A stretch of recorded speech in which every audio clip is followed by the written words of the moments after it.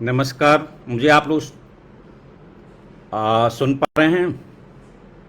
अभी कुछ दिक्कत थी। कौस्तुभ जी, आवाज़ जा रही है? नीति, देखो फिर प्रॉब्लम है।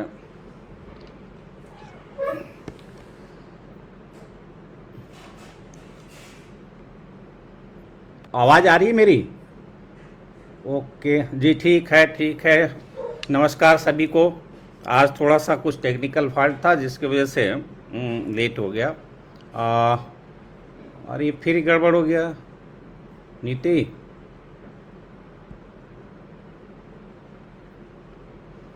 कुछ प्रॉब्लम आ रही है। ओके, ठीक है। अभी हम लोग चैप्टर 8 पे शुरू करने वाले हैं। पिछले चैप्टर 7 में आ, कुछ सेक्शन बचे हैं जिसको एंड में, इसको चैप्टर 8 के फिनिशिंग के बाद हम लोग डिस्कस कर लेंगे, क्योंकि एक कंटिन्यूटी में पूरा इसको डिस्कस करना ज़्यादा अच्छा होगा। और आप 106 से लेके 124 तक चैप्टर 8 में प्रोविज़न है। और बिफोर इसके स्टार्ट करने के हम ये जान लें कि आखिर इस चैप्टर को सीआरपीसी में रखा गया है तो इसका कुछ पर्पज होगा। और आप देखें कि सीआरपीसी में जुडिशियल वर्क के साथ साथ एग्जीक्यूटिव फंक्शंस भी दिए गए हैं, पावर्स भी दिए गए हैं। और ये चैप्टर 8 भी उन्हीं में से एक है। जैसे पूरा क्रिमिनल जस्टिस सिस्टम में जो क्रिमिनल प्रोसीजर के लिए जो रेगुलेट करने के लिए सीआरपीसी एक उसमें मेजर डिवाइस है। एक सीआरपीसी एक ऐसी मशीनरी डेवलप करती है जो क्रिमिनल जस्टिस सिस्टम में जो सबस्टेंटिव लॉ है उसको सप्लीमेंट कर सके, उसको एग्जीक्यूट कर सके। तो उसको एग्जीक्यूट करने का इसमें ही है। तो जैसा कि हम देखे हैं कि इसका बेसिक पर्पज क्या है, टू प्रिवेंट द सोसाइटी। अब ये प्रिवेंट किससे करना है? कुछ ऐसा जो गड़बड़ है, ऐसा जो कुछ अफेंस है जिससे कहीं ना कहीं पब्लिक पीस ब्रीच हो सकती है, पब्लिक ट्रैंक्विलिटी डिस्टर्ब हो सकती है, यानी कि शांति और प्रशांति, पब्लिक ट्रैंक्विलिटी या सेफ्टी सिक्योरिटी कहीं ना कहीं कुछ उसको इंडेंजर है। और ये इंडेंजर जो है जिसके वजह से क्या किया गया, सीआरपीसी बनाने वालों ने एक व्यवस्था दे दी। अब इस चैप्टर 8 को समझने के लिए हमको देखना है कि इसका मकसद सीधा है कि कुछ रोकथाम की उपाय करना। मर्ज पहले फैले बढ़े उसके पहले ही रोकने की कोशिश किया जाए। तो इस कोशिश में मेन जो इंस्ट्रूमेंट किसको बनाया गया, तो आप देखिए कि इसमें जुडिशियल साइड और एग्जीक्यूटिव साइड दोनों है। और ये बिल्कुल ध्यान में रखना है कि कहाँ पे यहाँ पे कोर्ट इन्वॉल्व है और कहाँ पे एग्जीक्यूटिव मजिस्ट्रेट इन्वॉल्व है। आपने देखा होगा कि जो क्रिमिनल कोर्ट का में एक पार्ट एग्जीक्यूटिव मजिस्ट्रेट की भी कोर्ट है। इसीलिए आप देखें कि जुडिशियल मजिस्ट्रेट के साथ साथ इसमें एग्जीक्यूटिव मजिस्ट्रेट की भी व्यवस्था है और उनके भी पावर है। तो एग्जीक्यूटिव साइड में जुडिशियल वर्क के बजाय एग्जीक्यूटिव फंक्शन ज़्यादा है। और चूंकि वो फंक्शन लोगों के राइट को कहीं ना कहीं प्रभावित करते हैं, इसलिए उनसे भी एक अपेक्षा है कि वो न्यायिक रूप से कार्य करें, जुडिशियली परफॉर्म करें अपने एक्ट को। आप देखिए 1973 का जो ये एक्ट बना है तो ये पहले से काफ़ी कुछ अलग है। इसमें बेसिक चीज़ है कि नेचुरल जस्टिस को इनकॉर्पोरेट किया गया। एक तरफ वो डॉक्ट्रिन ऑफ बायस कि कहीं कोई पक्षपात न दिखे, दूसरी तरफ उसको हियरिंग अपॉर्चुनिटी हो। और आप देखिए कि जो ये प्रिवेंशन है, किसी को बांध देना है कि आप पीस को मेंटेन करने के लिए आप सिक्योरिटी दें, आप सही ढंग से अपना आचरण करते रहेंगे, इसके लिए आप एक सिक्योरिटी दें।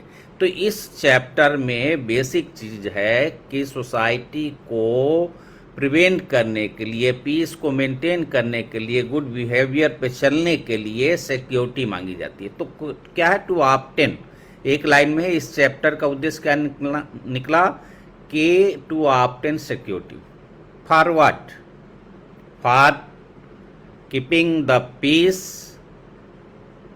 और फॉर गुड बिहेवियर कि तो ये कि कुछ, और ये पावर देखिए, इसीलिए जो आता है सिक्योरिटी को यहीं पे एग्जाम के क्वेश्चन के दृष्टिकोण से आपको क्या करना है कि पहले समझ लेना है, इसमें कई पार्ट में धीरे धीरे इसको बांट लेना है। एक आपको मेन थीम जो दिखता है, जो इसका एक पैटर्न दिखता है, वो 106 से लेके 110 तक है। तो 106 से लेके 110, 106 से लेके 110 तक में क्या दिया गया है कि कब किसी व्यक्ति को शांति बनाए रखने के लिए और सदाचार के लिए सिक्योरिटी अर्थात प्रतिभूत मांगी जा सकती है। जब ये एक क्वेश्चन बड़ा सा दिखा, अब हम क्या करेंगे, इस बड़े सी चीज को पकड़ के उठाएंगे और ये 5 मैंने बताया कि 106, 107, 108, 109, 110, 5 हेड हो गए। अब इस 5 हेड को 2 पार्ट में बांट लिया। अब 2 पार्ट में बांटा, एक तरफ 106, 107 आ गई, दूसरी तरफ 108, 109, 110 आ गई। तो ये 106 और 107 क्या करती है, 108, 109, 110 क्या करती है? तो 106, 107 बात करती है सिक्योरिटी की। किस तरह की सिक्योरिटी की? ये बात करती है कि जब किसी से पीस मेंटेन करने के लिए, पर शांति कायम रखने के लिए प्रतिभूति सिक्योरिटी मांगी जाती है। तो 106 और 7 में एक उसको फिर 2 पार्ट में करेंगे, 106 और 107। और यहीं पे दिमाग में बिठा लेना है कि 106 रिलेटेड विथ कोड, यानी 106 का जो पावर दिया गया है कोड को दिया गया है, ठीक। और यहीं पे हम 106 से 110, उसमें 106 एक अलग तरीके का है जो कोर्ट को दिया गया है पावर, और 107 से लेके 110 तक दिया गया है एग्जीक्यूटिव मजिस्ट्रेट को पावर। तो पावर पहले 106 से लेके 110 में किसके में है तो देखना है। तो 106 एक डिफरेंट है, आड और इवन जोड़ेंगे तो इसमें आड सबसे दिखा 106, लेकिन ये भी ध्यान देखना है इस आड के साथ एक और 107 है जिसमें एग्जीक्यूटिव मजिस्ट्रेट है। तो 106 और 107 मिलके एक तरह के पैटर्न है, बट उसके अंदर जाने पे 2 चीजें दिखती है, एक पावर कोर्ट को है, दूसरा पावर एग्जीक्यूटिव मजिस्ट्रेट को।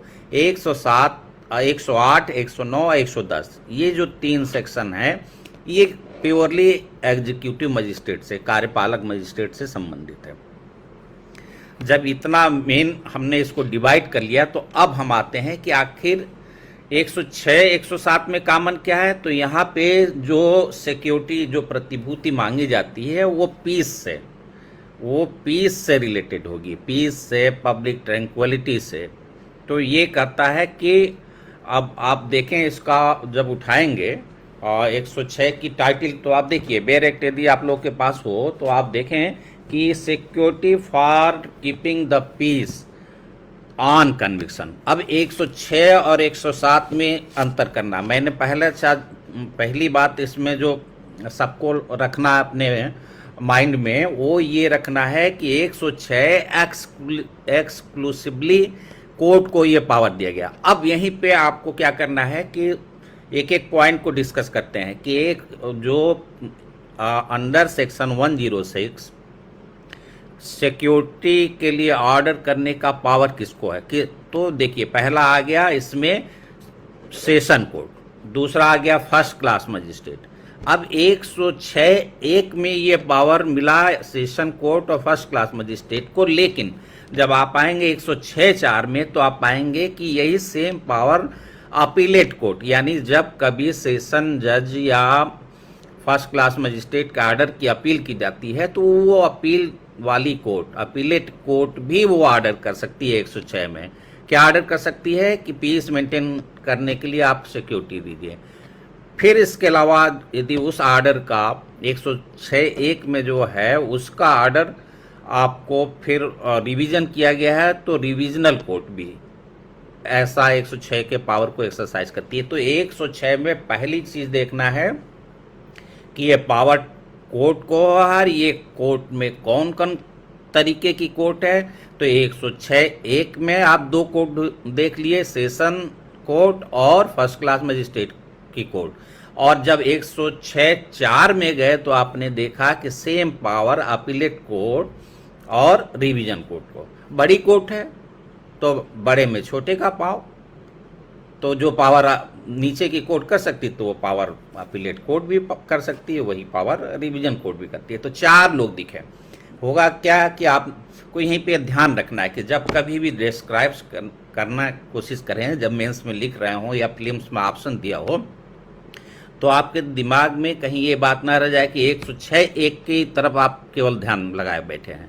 आप 106(1) के साथ इन एडिशन आप 106(4) से फिर ये ड्राइव करके 4 कोट कर लिया। तो आप कहीं अपना एक बनाइए, उसमें वो कर लीजिए। बाकी सिंपल चीज़ें हैं कंटेंट इसका, और वो पकड़ में आ जाएगी आसानी से। तो 106 ये कहता है कि security for keeping the peace, और किस पर कब मांगेगा। कोर्ट मांग रहा है तो कोर्ट, आप देखिए प्रिवेंटिव नेचर का ये पावर है, और प्रिवेंटिव इसके लिए कोई ट्रायल नहीं है। तो ये बात करता है कि जब ट्रायल हो गई और कन्विक्शन होल्ड हो गया तब कोर्ट ये पाती है कि ये यदि इसको फ्री छोड़ा जाएगा जब भी, तो ये सोसाइटी के लिए हार्मफुल हो सकती है। तो इसलिए वो कोर्ट ये उसके पास इस बात को बिलीव करने के लिए रीजन हो, सारे प्रकरण को देखते हुए, तब वो उससे कह सकती है कि भैया ठीक है, अब तुमको इसमें एक सिक्योरिटी देनी पड़ेगी। अब देखिए सिक्योरिटी वर्ड तो आपने देखा कि इसके टाइटल में ही चैप्टर के आ गया था, और ये सारा खेल पूरे चैप्टर का क्या है, सिक्योरिटी लेने के लिए। और सिक्योरिटी 2 तरह के मामलों में ली जाती है, एक 106(7) के साथ, और एक अलग ग्रुप हो गया 108, 9, 10 में। अब 106 में जो पावर है वो न्यायालयों को प्राप्त है। न्यायालयों में कई तरह की न्यायालय होगी, ये हो गया सेशन जज, first class magistrate, appellate court और रिवीजन कोर्ट। अब यहीं पे निकल के आता है कि ये क्या करती है, सिक्योरिटी लेती है। सिक्योरिटी कितने दिनों के लिए लेती है, तो इसमें है नॉट मोर देन 3 years, यानी अधिकतम मैक्सिमम 3 साल तक के लिए सिक्योरिटी लेती है। सिक्योरिटी लेके क्या करता है, ये पाबंद कर देता है कि आपने वचन दे दिया है। अब वचन के लिए क्या है, इसमें बॉन्ड एग्जीक्यूट करना पड़ता है। अब बॉन्ड में आप आएंगे तो देखेंगे बॉन्ड कैसा है, विद और विदाउट, ये प्रतिभूति के साथ या प्रतिभूति के बिना। तो अब यानी कि आप बिना जमानतदारों के आप सीधे जिस आदमी के मांगना है, बॉन्ड एग्जीक्यूट कराना है, जिससे खतरा है, जिसको रोकना है, जिसको पाबंद करना है, तो उससे ले सकते हैं। या कह सकते हैं नहीं भैया 1, 2, 3, 4 जितने जमानतदार हो दो। सिक्योरिटी क्या है, ये मनी के सेंस में है। क्या हम 25,000 का वो आपको कोर्ट को ये वचन देते हैं कि हम इसको बिरिश करेंगे तो 25,000 रुपया देंगे, ठीक है। अब तो आपको ध्यान में रखना है कि सिक्योरिटी के लिए बॉन्ड एग्जीक्यूट करने का ऑर्डर कर सकती है ये 4 तरह की कोर्टें। और वो जो सिक्योरिटी है, बॉन्ड तो होगा ही होगा, बॉन्ड मैंडेटरी है। बॉन्ड उसका पीबी पर्सनल बॉन्ड हो सकता है, दूसरे का भी बॉन्ड हो सकता है। और इस बॉन्ड के साथ ये भी कह सकते हैं कि 1 या 2 जितने जमानतदार भी दो, वो दैट मतलब ये हुआ कि प्रतिभू उसको कहते हैं, जो सिक्योरिटीज या प्रतिभू यानी जमानतदार। तो इस तरह से आपका ये पावर ये है। अब ये पावर एक्सरसाइज कब किया जाता है, तो आपने देखा टाइटल में लिखा है ऑन कन्विक्शन, दोष सिद्ध होने पर ही।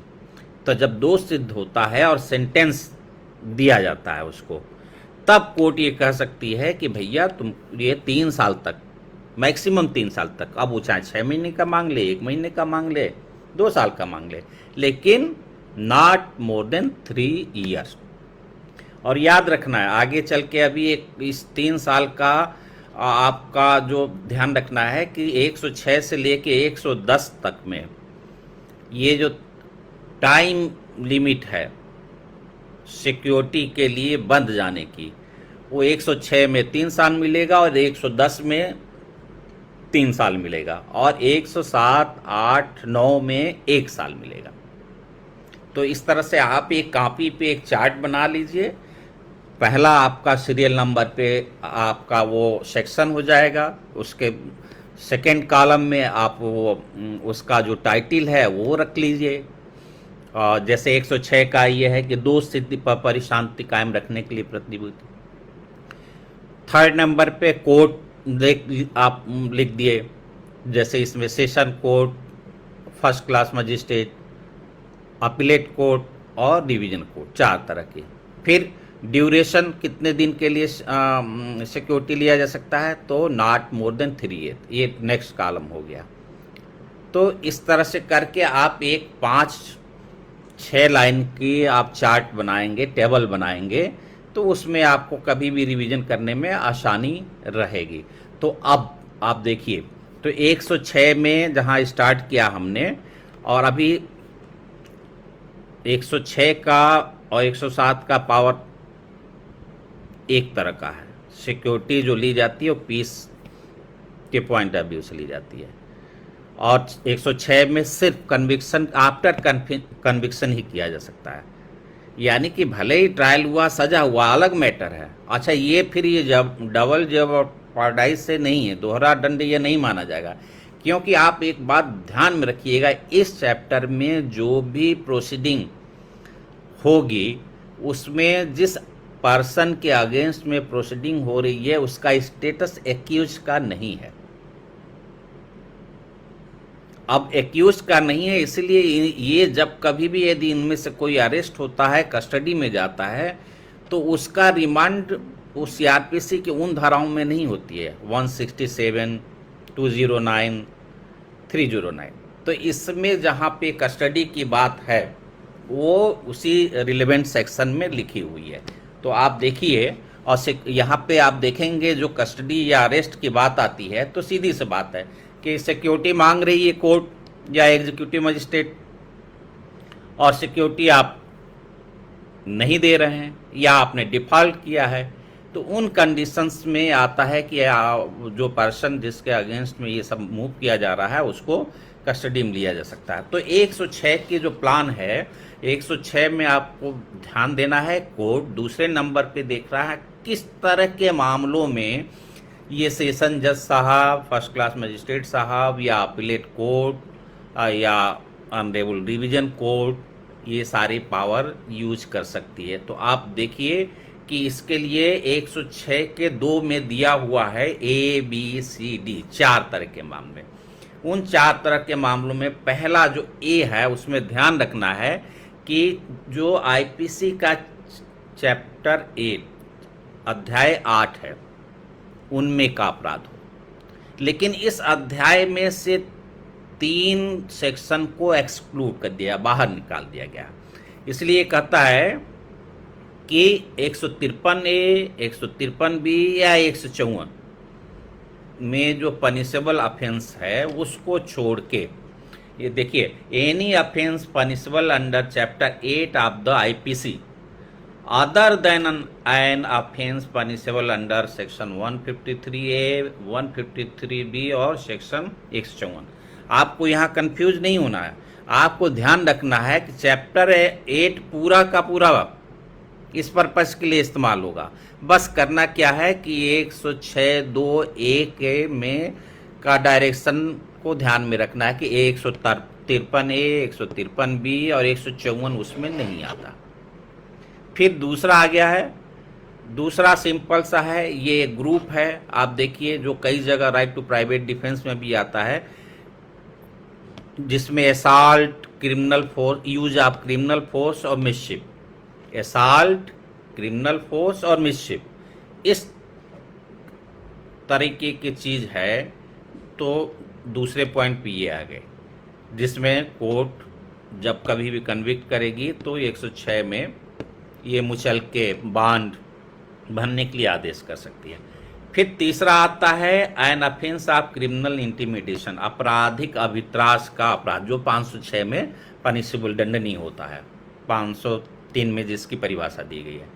तो क्या है कि तीसरा हो गया। चौथा ये है, चूंकि ये पीस मेंटेन करने के लिए है, तो जाहिर सी बात है कि वो ऐसा हर वो एक्ट इसमें आएगा जैसे एक्चुअल में पीस ब्रीच हो सकती है, या कोई ऐसा है जो जिसका इंटेंशन है पीस ब्रीच करने का, या जिसके बारे में बिल्कुल ये एस्टेब्लिश है कि ये जो होने वाला है इससे ये पीस और पब्लिक ट्रैंक्विलिटी जरूर ब्रीच हो जाएगी। यानी कि जहाँ पे भी परिशांति भंग हुई है या किस आशयित है या जिसके बारे में ये बात नोन है कि उसे परिशांति भंग संभाव्य है। तो ये आपका आ गया कि इसमें क्या 106 का आर्डर फाइनल है और 107 से लेके 110 तक का आर्डर फाइनल नहीं है, फाइनल आर्डर कहीं और मिलेगा। तो ये भी गलत फहमी में नहीं पढ़ना है, वो अभी हम आप लोगों से अभी ये बात तो डिस्कस करेंगे, ठीक है। तो मुचलके का मतलब बांड है, बांड, पर्सनल बांड, निजी मुचलका, व्यक्तिगत बंध पत्र है ना। तो इस तरह से ही है। तो अभी किसी ने पूछा तो मैंने अब बात किया। तो अभी आप देखिए, अभी इसको हम लोग लेके चलेंगे और फिर एक में कंपाइल करेंगे। अभी बेसिक जो पॉइंट है कोई इसमें से छोड़ना नहीं, बहुत आसान है, देखने में ही नीरसता लगता है, लेकिन टू डी पॉइंट आप इसको लेके चलिए तो देखिए, फिर इसके बाद ये बातें आपको क्लियर हो जाएगी। अब इसमें एक आता है कि ये जो ऑर्डर यदि कर दिया सेशन कोर्ट ने या फर्स्ट क्लास मजिस्ट्रेट ने, तो क्या वो फाइनल है? फाइनल है अनलेस कि जब तक कि उसको ख़त्म न कर दिया जाए, उसको सेट असाइड न कर दिया जाए, उसको अपास न कर दिया।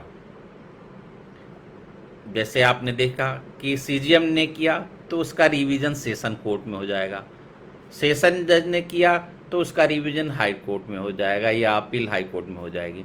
उसने कहा कि नो, ये मैटर इसमें नहीं आता, ये ऐसा मैटर नहीं है जिसमें आप सिक्योरिटी की डिमांड कर सकते हैं या सिक्योरिटी फर्निश करने के लिए ऑर्डर कर सकते हैं। तो आप देखें कि ये सेट असाइड हो सकता, अपास किया हो जाता। और जब सेट असाइड हो जाएगा इसका मतलब कि कोई आदेश एग्जिस्ट ही नहीं कर रहा है।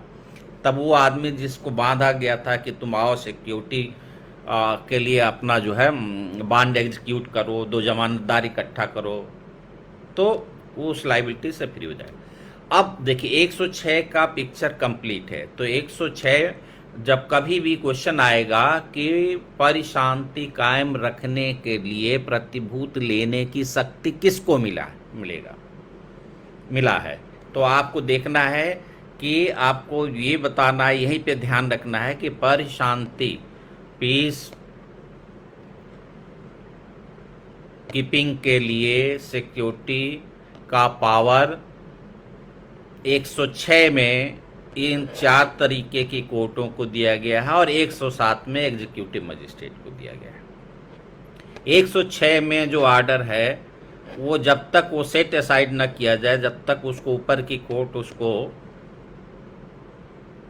0 के बराबर ना ला दे, तब तक वो फाइनल है। लेकिन 107 में जो प्रोसेस है, वो जो 107 की प्रोसेस है 108, 9, 10 का प्रोसेस लगभग सेम है। तो आप यूं समझ लीजिए कि हम एक ऐसे फ्लैट में हैं जिसमें 2 कमरे हैं, एक कमरे में 106, 7 है, दूसरे कमरे में 108, 9, 10 है, और एक जो ड्राइंग रूम है उसमें कुछ कॉमन फीचर्स हैं जो इक्वली दोनों में अप्लाई होते हैं। लेकिन जहां कहीं पे सिक्योरिटी लेने का पावर है वहां आप गुड बिहेव, सदाचार की प्रतिभूति नहीं ले सकते। तो गड़बड़ घोटाला नहीं है, कमरे अलग अलग हैं, दोनों का एक शांति बनाए रखिएगा, एक सदाचार बनाए रखने के लिए। बीच में जो ड्राइंग रूम है उसमें 111, 112, 113, 114, 15, 16 ये आएगा 117, फिर डिफरेंट हो जाएगा 106 से, वो केवल 106 को छोड़ के बाकी सब पे आ जाएगा 100।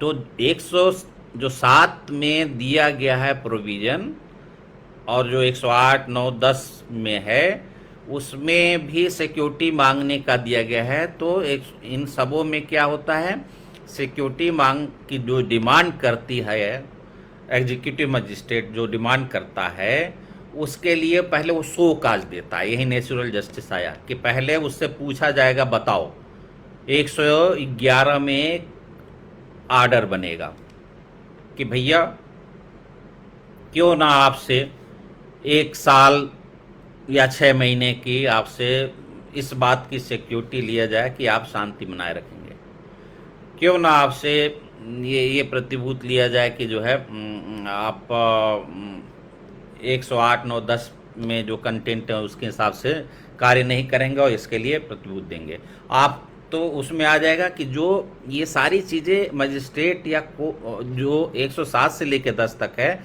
हवा में नहीं है, कहीं ना कहीं से कोई उसको इन्फॉर्मेशन मिलेगा।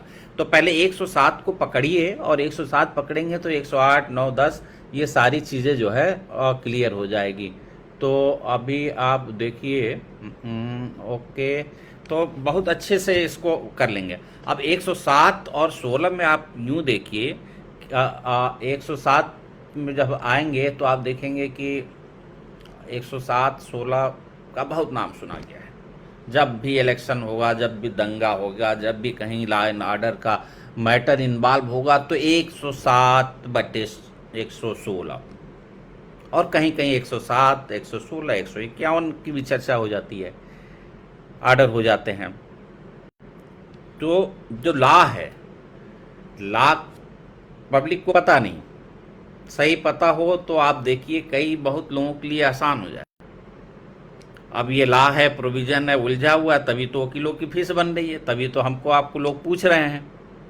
लेकिन प्रोसेस बड़ी इजी है। ये लॉ ये प्रोवाइड करती है कि जब कभी किसी को इस तरह का ऑर्डर किया जाए 111 में भेजा जाए तो उसके अगेंस्ट में आके सीधे सीधे कचहरी में 107/16 की यदि कार्रवाई हुई तो आदमी क्या करता, वकील साहब ले जाएंगे उसको 116 में इंटरिम एक जमानत तो उसके दाखिल करवा देंगे और फिर केस चलेगा। केस चलने की भी सीमा तय कर दिया सीआरपीसी ने कि अनंत काल तक आप नहीं चलाएंगे। एक टाइम का शेड्यूल भी है इसमें, उस टाइम शेड्यूल को भी पकड़े रहना है कि आप किसी की लिबर्टी के, किसी फंडामेंटल राइट्स को आप खींच खाच के नहीं ले जा सकते। आएंगे तो ड्यू प्रोसेस में आएंगे, प्रोसीजर इस्टेब्लिश बाय लॉ आएंगे, रीजनेबली काम करेंगे, दूसरे को अपॉर्चुनिटी देंगे। तो ये सारी चीज़ें इसमें इनकॉर्पोरेट की गई है और इस वजह से जो है आप देखिए कि अब आते हैं 107 पे। 106 पे मेरे ख्याल से सब लोगों को क्लियर है। तो कोई 106 पर किसी को क्वेश्चन हो तो अब आपको ध्यान में रखना है 106 अपने आप में कंप्लीट है। 106 में दिया गया ऑर्डर भी फाइनल है, उसके लिए आगे के सेक्शन की उतनी ज़रूरत नहीं है। आगे की सेक्शन 106 से सिर्फ इतना ही इन्वॉल्व है कि जिस आदमी से सिक्योरिटी मांगी गई है सिक्योरिटी नहीं देता है तो उसके अगेंस्ट में कुछ कार्रवाई हो सकती है जो आगे बताया गया है, या उसने दी है सिक्योरिटी और उसको डिफ़ॉल्ट किया है, ब्रीच किया है, तो फिर कुछ हो सकता है। बाकी जो ऑर्डर है 106 का वो फाइनल है। 107, 8, 9, 10 में कोई फाइनल ऑर्डर नहीं है।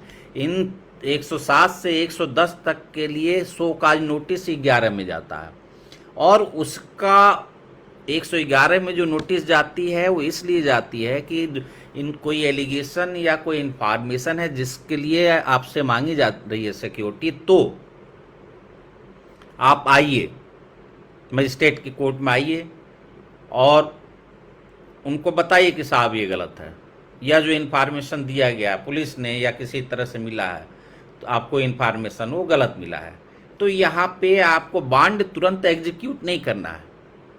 बॉन्ड के एग्जीक्यूट करने का फाइनल ऑर्डर 117 में मिलेगा। नोट कर लीजिए 117 में फाइनल ऑर्डर मिलेगा। 107 में जो पीस कीपिंग के लिए सिक्योरिटी मांगी गई है उसके लिए भी, और 108, 9, 10 जो सदाचार बनाए रखने के लिए, फॉर गुड बिहेवियर के लिए जो सिक्योरिटी मांगी जा रही है उसमें भी, वो सब आर्डर 117 में होंगे।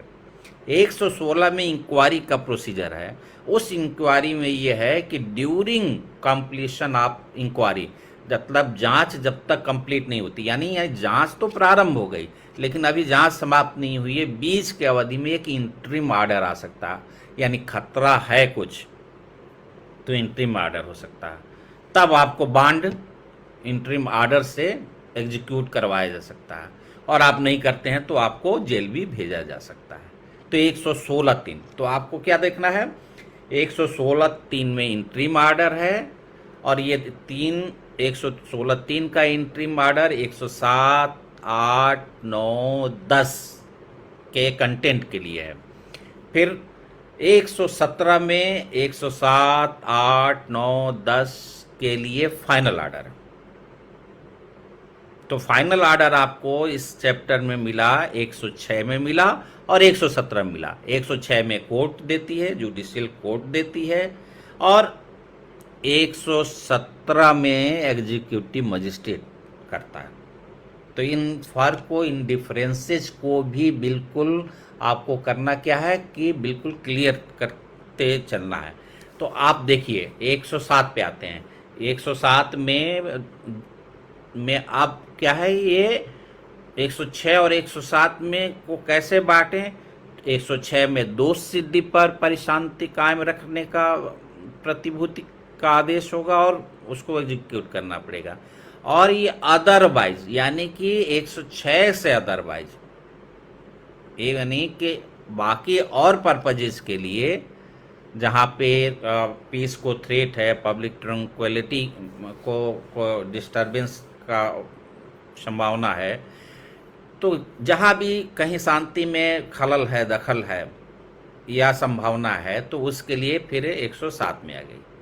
और वहाँ पे क्या है कि 106(2) के जो ऑफेंसेज हैं, उस तरह के नेचर का कोर्ट ने डिसाइड किया, ट्रायल के बाद सारे मनन करने के बाद पाया कि आदमी ऐसा है कि इससे शांति भंग हो सकती है। तो समाज में स्थिरता बनाए रखने के लिए ज़रूरी है कि जब ये सज़ा काट के निकले, या जिस बीच में ये जमानत पे है उस बीच में ये बांड दिया रहे।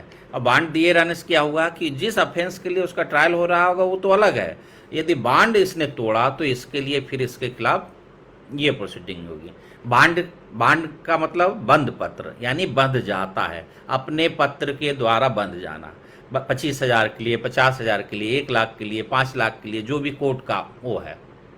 बट वो भी ध्यान रखना है कि वो एक्सेसिव नहीं हो सकता। अमाउंट कोई फिक्स नहीं है इसमें, लेकिन वो एक्सेसिव नहीं है। और फिक्स एक सेंस में है कि आपने जो 111 में आदेश डिलीवर किया है कि क्यों ना आपसे शांति के लिए प्रतिभूत लिया जाए, क्यों ना आपसे सदाचार बनाए रखने के लिए प्रतिभूत लिया जाए, तो उसमें एक अनिवार्य तत्व ये भी है कि कितना अमाउंट की प्रतिभूत लेना चाहते हैं, वो सिक्योरिटी मनी कितनी होगी, तो वो खोलना पड़ता है।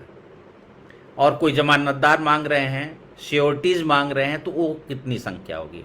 तो 111 में जब आएंगे, 111 में शोकाज की नोटिस होती है, उसके में अभी कंटेंट हम आते हैं। तो आपको अभी ये सारे आगे के सेक्शन इसलिए ला रहे हैं कि आपस में कोरिलेटेड है। आपको ध्यान रखना है, किसी भी क्वेश्चन का जब आंसर देना होगा तो शार्ट में इंडिकेटिंग वे में, मैनर में उसको, उन चीज़ों को अपने आंसर में इनकॉर्पोरेट कर लेना है।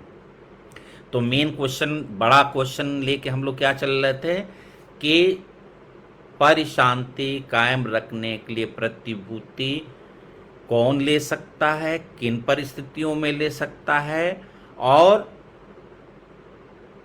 उसके इंग्रेडिएंट, आवश्यक तत्व क्या है, कोई अवधि यदि इसके लिए है तो क्या है, ठीक है, और क्या उपचार विद्यमान है। तो आप सारी चीज़ें 2-2 लाइन, 3-3 लाइन में करके आगे बढ़ सकते हैं और वो कंप्लीट हो जाएगी। तो हम आते हैं 106 के बाद 107 पे।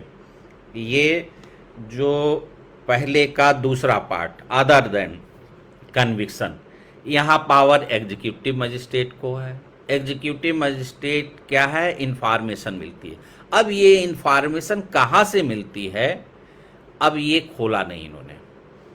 इंफॉर्मेशन, ये सूचना का स्रोत क्या है, सोर्स ऑफ इंफॉर्मेशन क्या है, नहीं ओपन किया। तो सोर्स ऑफ इंफॉर्मेशन क्या हो सकता है, कई हो सकते हैं।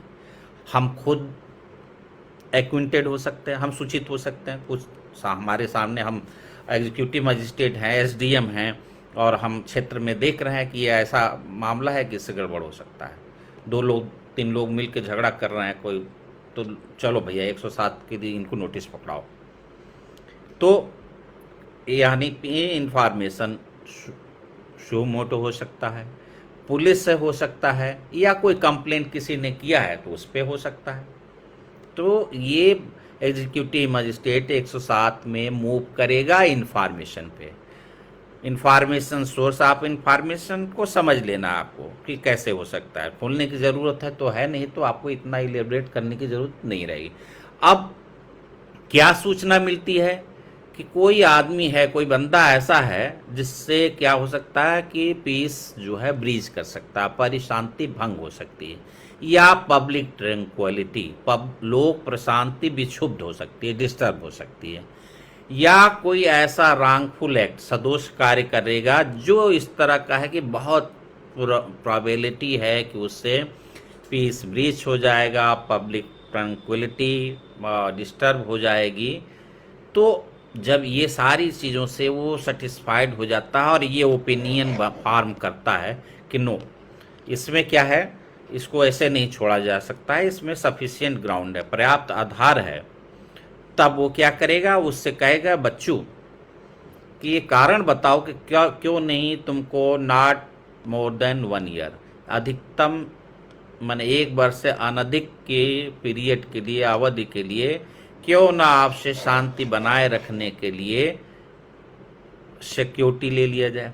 अब ये सिक्योरिटी विद या विदाउट सिक्योरिटी, यानी बिना जमानतदार के भी मांगा जा सकता है, खुद के निजी मुचल के पर्सनल बॉन्ड या व्यक्तिगत बंध पत्र पे मांगा जा सकता है, या कहा जा सकता है दूसरे जमानतदारों से भी वचन दिलवाइए।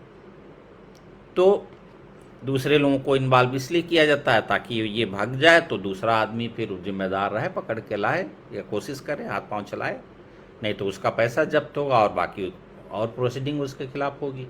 तो ये आपका आ गया 107 में। एग्जीक्यूटिव मजिस्ट्रेट को पावर है 107 में अदर देन कन्विक्शन के मामलों में। यहाँ पिक्चर में जुडिशियल मजिस्ट्रेट नहीं है। अब एग्जीक्यूटिव मजिस्ट्रेट आपको पहले से डिफाइन है। एग्जीक्यूटिव मजिस्ट्रेट एसडीएम भी है, डीएम भी है, एडीएम भी है, जिसको स्टेट गवर्नमेंट ने वो पावर दिया, वो सब है। तो हम एग्जीक्यूटिव साइड के अपर जितने हैं सब उसमें आ जाएंगे। अब तो पहला आ गया, एग्जीक्यूटिव मजिस्ट्रेट को पावर है, इसको सूचना मिलती है, सूचना मिलने से ये लगता है कि शांति भंग हुई है या लोक प्रशांति विक्षुब्ध हो सकती है, या कोई सदोष कार्य ऐसा करने से वो दोनों पीस ब्रीच हो सकती है या पब्लिक ट्रैंक्विलिटी डिस्टर्ब हो सकता है, तब वो पाता है कि ये बहुत ग्राउंड इतना है कि इन बच्चों से ये सिक्योरिटी विदाउट सिक्योरिटीज मांग लिया जाए। तो 107 में अब ये मांगने के लिए आदेश करेगा। तो ये आदेश क्या करेगा कि आओ तुम दर्शित करो, शो काज को शो करो कि क्यों ना ये ऑर्डर फाइनल किया जाए। शो काज में दिया जाता है ना कि क्यों ना आपने इसका जवाब नहीं दिया है, आपके जवाब से हम संतुष्ट नहीं है, तो आपके विरुद्ध ये कार्रवाई करेंगे। तो इसमें क्या हुआ कि क्यों ना आपको 6 महीने के लिए पाबंद किया जाए, क्यों ना 1 साल के लिए किया जाए। पीरियड जो आपको एक्ट कहता है उसमें नॉट मोर देन 1 ईयर है। प्रैक्टिस में जनरली लिखा जाता है 6 महीने के लिए पाबंद करना, 3 महीने के लिए पाबंद करना। जैसे इलेक्शन होने वाला 3 महीने में निपट जाएगा, तो इलेक्शन के बाद तक के पीरियड को जोड़ लिया, 5 महीने 6 महीने जो भी है कर दिया। लेकिन वो लिमिट क्या है कि नॉट मोर देन 1 ईयर, 1 साल से अधिकतम नहीं हो सकता। तो ये है। अब ये मजिस्ट्रेट साहब कहाँ के होने चाहिए, कौन मजिस्ट्रेट साहब इस काम को करेंगे। अब दूसरा पार्ट है कि कौन कर सकता, कौन सा एग्जीक्यूटिव मजिस्ट्रेट 107 के पावर को एक्सरसाइज कर सकता है। तो यहाँ पे आता है कौन सा मजिस्ट्रेट का मतलब ही हो गया कि उस इलाके का ज्यूरिस्डिक्शन किसके पास है, यानी कि लोकल ज्यूरिस्डिक्शन किसका। तो हैविंग लोकल ज्यूरिस्डिक्शन जिसका है, यानी प्लेस ऐसा है, या उस लोकल ज्यूरिस्डिक्शन में, उस with in the local limit क्या है कि ऐसा आदमी है जो पब्लिक पीस को ब्रीच करेगा, पब्लिक ट्रैंक्विलिटी, लोक प्रशांति को विक्षुब्ध करेगा, या कोई ऐसा एक्ट करेगा जिससे शांति भंग हो सकती है, लोक प्रशांति विक्षुब्ध हो सकती है। तो जैसे आडवाणी जी रथ यात्रा के लिए निकल रहे हैं और ये आपके बाराबंकी सदर का मामला है, तो बाराबंकी में जब आडवाणी जी हैं तो उस बाराबंकी के एग्जीक्यूटिव मजिस्ट्रेट के अधिकारिता में है। वो भले ही रहने वाले कहीं के हों, गुजरात के हों, गांधीनगर के हों, दिल्ली में रहते हों, तो अब 107 में पाबंद करना है तो 111 की नोटिस उनको दी जाएगी। तो यानी कि प्लेस या person with in the local jurisdiction होना चाहिए। ओके, तो अब ये आ गया कि कौन मजिस्ट्रेट का जवाब 107(2) में आपको मिल गया। अब देखिए, अब यहीं पे समझ लेते हैं, 108, 9, 10 तुरंत हो जाएगा यदि 107 के पैटर्न को आप समझ ले। 107 में क्या हुआ कि केवल ओपिनियन फॉर्म हुआ कि क्यों ना इससे शो काज नोटिस इसको दिया जाए। अब ये शो काज नोटिस कहाँ जाएगा, तो ये शो काज नोटिस जाएगा सेक्शन 111 में, 111, ये 3 डंडी जो है उसमें आपका ये जाएगा। तो 111 आप खोलिए देखिए, तो ये कहता है कि जब any magistrate, when magistrate acting under section 107, 108, 109, 1010 deems it necessary to require any person to show cause under such section, he shall make, क्या वर्ड है, shall, he shall make an order in writing। पहला बात क्या है कि he shall make an order in writing, एक element मिला, in writing order होना चाहिए।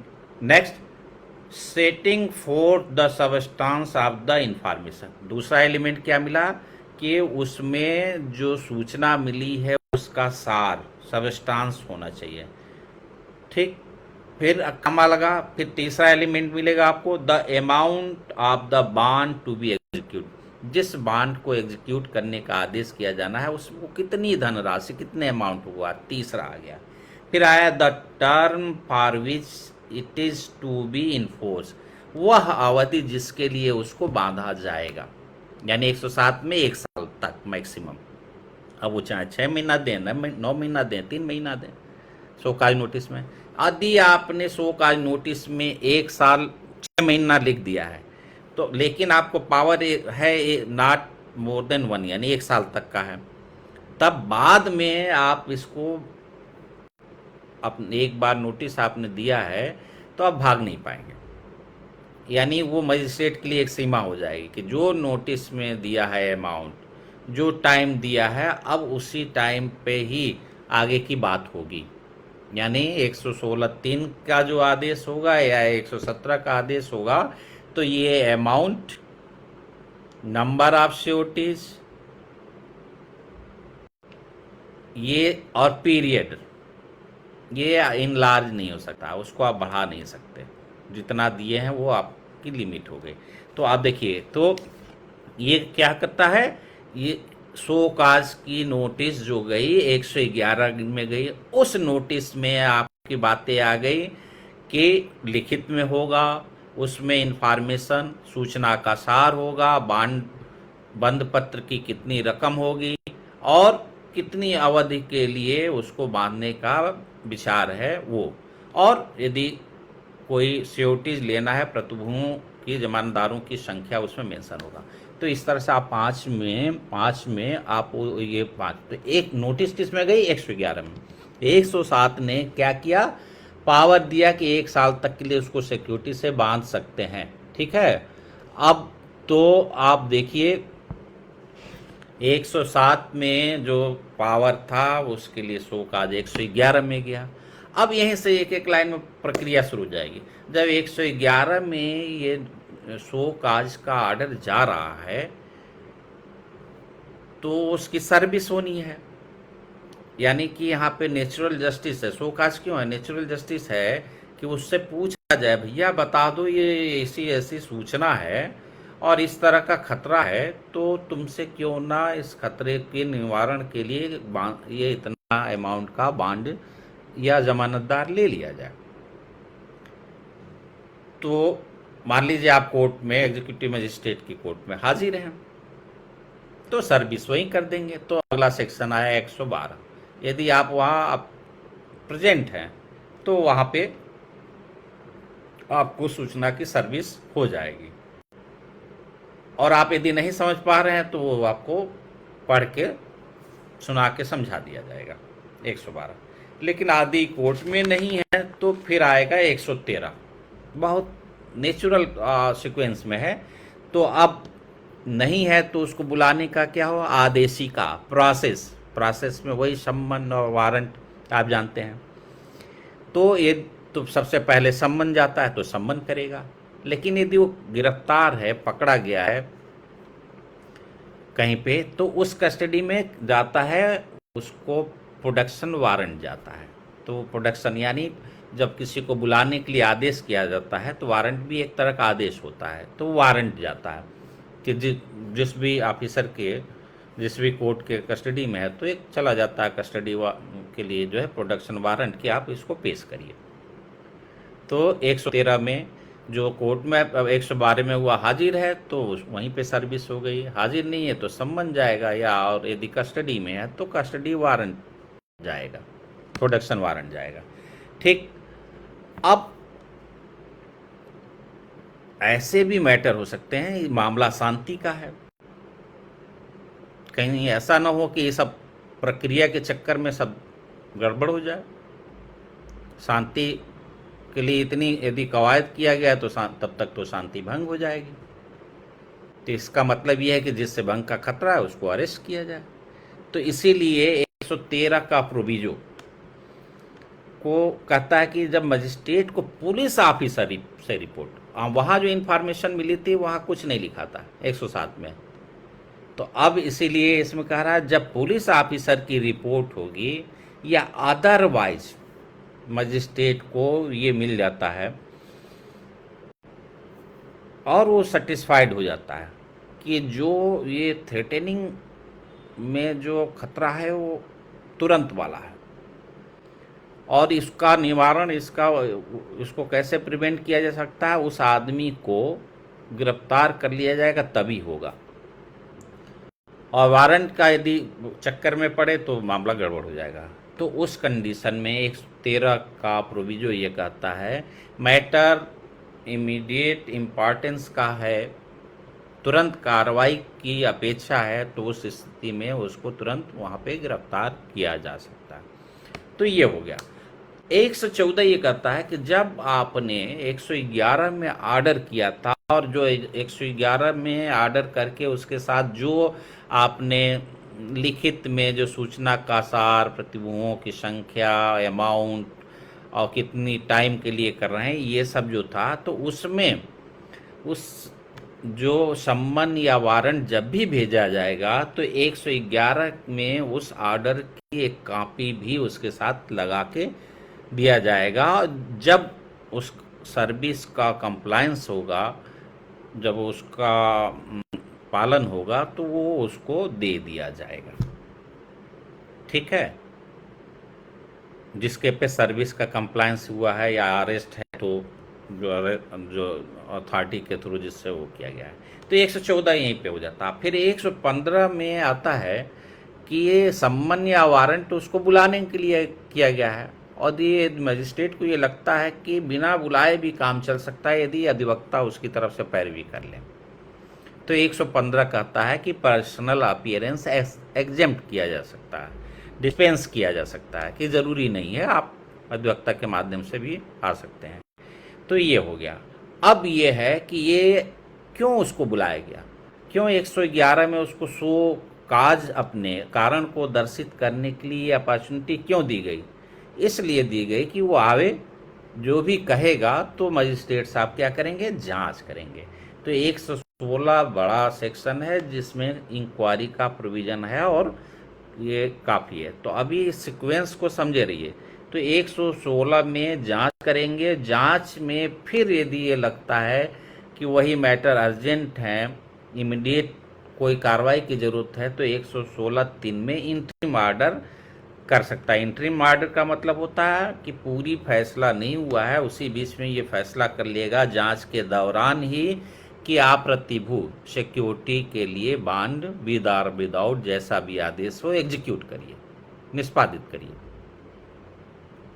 और नहीं इंटरिम ऑर्डर करता है और बाद में पाता है तो कि हाँ ये सूचना सही है, तो 117 में फाइनल ऑर्डर करेगा कि आप इतने अवधि के लिए सिक्योरिटी, इतने अमाउंट का, इतने सिक्योरिटीज के साथ बुक करिए।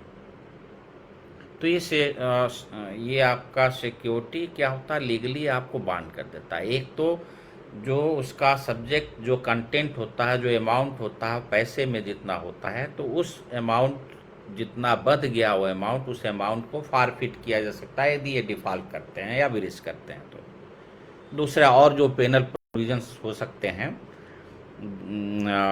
चाहे उस पर्सन का, चाहे उसके जो सिक्योरिटीज जमानतदार हैं उनके। तो 117 में फाइनल ऑर्डर होगा और यदि को मजिस्ट्रेट पाते हैं कि नहीं मैटर इस लायक नहीं है कि इसको एग्जीक्यूट करने का ऐसा कोई आदेश किया जाए, तो उस कंडीशन में उसको डिस्चार्ज कर देंगे। तो 118 नहीं करते हैं और 117 का फाइनल ऑर्डर कर देते हैं, तो क्या होगा, अब आता है कि कब से ये स्टार्ट होगा ये सिक्योरिटी का मैटर। तो यहाँ पे आएगा कि 106 वाले में जो ऑर्डर है किया गया वो कब से गणना उसकी शुरू होगी और कब तक बनी रहेगी, और जब 117 में किया गया है तो कब शुरुआत होगी और कब तक बनी रहेगी। ये 119 में जवाब इसका मिलेगा। हम लोग अभी आते हैं और इसके बाद की चीज़ें आपको फिर आगे हम लोग डिस्कस करेंगे। तो अभी हम फिर लौटते हैं। हम लोगों ने देखा कि ये पूरा चैप्टर 8 दो हेड में है। एक तो शांति बनाए रखने के लिए है, दूसरा सदाचार बनाए रखने के लिए। शांति के लिए दो सेक्शन मिले, 106 और 107। 106 न्यायालय से है, जुडिशियल साइड से रिलेटेड है, जिसमें 4 तरह की कोर्टें मिल गई, session court, first class magistrate, appellate court और रिवीजन कोर्ट को पावर मिल गई। अब उसमें मैक्सिमम कितने दिन के लिए उसको बाउंड किया जा सकता है, तो मैक्सिमम 3 साल के लिए किया जा सकता है। और ये जो ऑर्डर होता है ये चैलेंजेबल है, इसकी चुनौती दी जा सकती है अपील में, रिवीजन में। तो अपील रिवीजन उसको सेट असाइड कर सकती है। फिर जैसे जुडिशियल साइड में किसी ऑर्डर को चैलेंज करते हैं उस तरह से इसको भी करेंगे। और यदि अब ये हो गया, अब 107 से लेके 110 में जो ऑर्डर है, 106 भी शांति बनाए रखने से संबंधित था और 107 भी फॉर कीपिंग द पीस के लिए। तो 107 में एग्जीक्यूटिव मजिस्ट्रेट है, यहाँ वो time not more than 1 year है, और यहाँ पे सूचना मिलती है तब शो का नोटिस के बाद ही ऑर्डर फाइनल। शो का नोटिस होगी, फिर उसके अपीयरेंस के बाद इंक्वायरी होगी, इंक्वायरी के बाद फाइनल ऑर्डर होगा। 117 में फाइनल ऑर्डर यदि अभी नहीं हुआ है, मैटर अर्जेंट है, खतरा है, तो 116(3) में इंटरिम ऑर्डर हो सकता है। ये हुआ। तो 107 में ये है। फिर इसमें आता है कि 107 में जो प्रोसीडिंग होती है, आप 106 में देखिए सेम कोर्ट जो कन्विक्ट करती है उसने किया, या अपीलेट कोर्ट ने किया, रिवीजन कोर्ट ने किया। अब यहाँ पे क्या है, एग्जीक्यूटिव मजिस्ट्रेट में कौन मजिस्ट्रेट करेगा, तो यहाँ पे एक चीज़ों को ध्यान में रखना है कि स्थानीय अधिकारिता, local jurisdiction. Local jurisdiction place और पर्सन, पर्सन कहीं का भी हो सकता है, लेकिन उसके लोकल ज्यूरिसडिक्शन पे उसका इफेक्ट पड़ना है।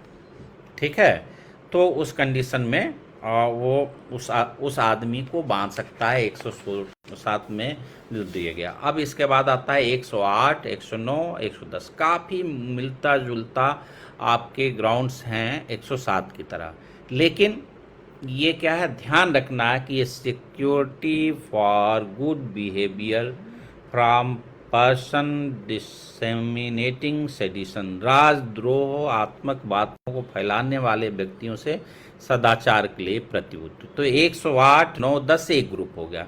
जब कभी पूछा जाए कि सदाचार के लिए प्रतिबद्धि को किन व्यक्तियों को बाध्य या विवश किया जा सकता है, कंपेल किया जा सकता है, तो इसका उत्तर 108, 109 और 110 में वर्णित परिस्थितियों में वर्णित व्यक्तियों से लिया जा सकता है। 108 जो राजद्रोह जैसी चीज़ों को फैलाने वाले व्यक्तियों से बात करता है, 109 संदिग्ध व्यक्तियों से सदाचार के लिए सिक्योरिटी मांगता है, और 110 हैबिचुअल ऑफेंडर, जो आदती लोग हैं, जो चाहे कुछ भी कर दीजिए वो अपराध में प्रवृत्त रहते हैं, तो इसलिए उसको हैबिचुअल ऑफेंडर की बात आती है। और ये सारे के सारे क्या है, कार्यपालक मजिस्ट्रेट। 108 में भी कार्यपालक मजिस्ट्रेट, 9 में भी कार्यपालक मजिस्ट्रेट, 110 में भी कार्यपालक मजिस्ट्रेट। ये एग्जीक्यूटिव मजिस्ट्रेट तीनों में है। 108 और 109 में जो पीरियड जिसके लिए बांधा जा सकता है वो 1 साल है, नॉट मोर देन 1 ईयर। 110 में जो पीरियड है वो आप देखेंगे कि इसमें 3 साल है। ठीक है, तो ये कहाँ है, हाँ 3 साल है। ठीक है, नॉट मोर देन 3 ईयर्स। तो अब ये देखिए, अब जब कभी 108 में, 109 में, 110 में आर्डर होगा तो शो काज नोटिस जाएगी।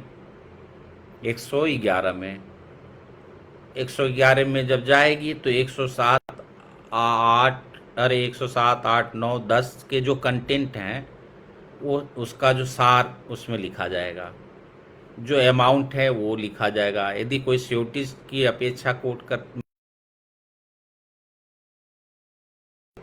ठीक है, और पीरियड उसमें कि कितने पीरियड के लिए यह है, तो ये आपका समय है। अब 108 में यह है कि ये भी बात करता है इंफॉर्मेशन, सूचना या इत्तिला का, और इत्तिला ये क्या होता है, फिर ये बात करता है ये मजिस्ट्रेट कौन सा होगा, वो एग्जीक्यूटिव मजिस्ट्रेट होगा, और कहाँ का मजिस्ट्रेट होगा, अपने लोकल ज्यूरिसडिक्शन का। और उसके लोकल ज्यूरिसडिक्शन में चाहे ओरल, चाहे इन राइटिंग या किसी विजिबल फॉर्म में इंटेंशनली कोई आप ऐसी सेडिशियस बातें फैला रहे हैं, उसका अटेम्प्ट कर रहे हैं, उसका अबेटमेंट कर रहे हैं, तो ये आपका 108 में कार्रवाई हो सकती है। तो स्पेसिफिकली 108(1) का इटैलिक 1 और 2 में दिया हुआ है आपके कंडीशन। तो किस तरह के, आप देखिए वही ए वाले सेक्शंस इसमें आएंगे। तो ये है 124 ए, आप जानते हैं राजद्रोह सेडिशन से रिलेटेड है। 153 ए जो रिलीजियस ये सब करके, तो आप वो कंटेंट मेरे ख्याल से में पढ़े होंगे, फिर देख लीजिए। 124 ए, 153 ए, 153 बी, 295 एक हो गया कि या तो ये जो ऑफेंस है उसको इंटेंशनली वो कर रहे हैं, या उसका अटेम्प्ट कर रहे हैं, या उसको अबेट कर रहे हैं, तो जो भी होगा वो उसमें उसके खिलाफ किया जा सकता है, और वहीं का लोकल मजिस्ट्रेट कर सकता है। दूसरा, आप यदि किसी जज जो अपने ऑफिशियल ड्यूटी को परफॉर्म कर रहा है उसके अगेंस्ट में कोई धमकाने वाली बात करते हैं या कंटेम्प्ट की बात करते हैं, आपराधिक अवित्रास या मानहानि की कोर्ट में आने वाली बात करते हैं, तब भी 108 में प्रोसीड किया जा सकता है। या कोई आप देखिए ये बात कर रहा है ना, ये पब्लिकेशन की बात कर रहा है, तो 292 जानते हैं अश्लील जो वस्तुओं के बारे में सेल आदि करते हैं उसके लिए, ऑब्स्सीन एक्ट के लिए है। तो उसमें चाहे उसको सेल करिए, मैन्युफैक्चर करिए, पब्लिश करिए, एक्सपोर्ट करिए, इंपोर्ट करिए, कैरी करिए, रेंट पे दीजिए, डिस्ट्रीब्यूट करिए, पब्लिकली एग्जिबिट करिए, ये या सर्कुलेट करिए। तो ये 292 का इन्होंने ये सारी चीज़ें कवर कर ली। इसका मतलब ये है कि यदि कोई पब्लिकेशन है और पब्लिकेशन में इस किसी भी फार्म में सेल करने, मैन्युफैक्चरिंग करने, एक्सपोर्ट करने, इंपोर्ट करने, कैरी करने, रेंट पे देने, डिस्ट्रीब्यूट करने, पब्लिकली पब्लिश करने, उसको सर्कुलेट करने में है, तो भी 108 का प्रोसीडिंग हो सकती है। इसीलिए यदि मान लो न्यूज़पेपर है,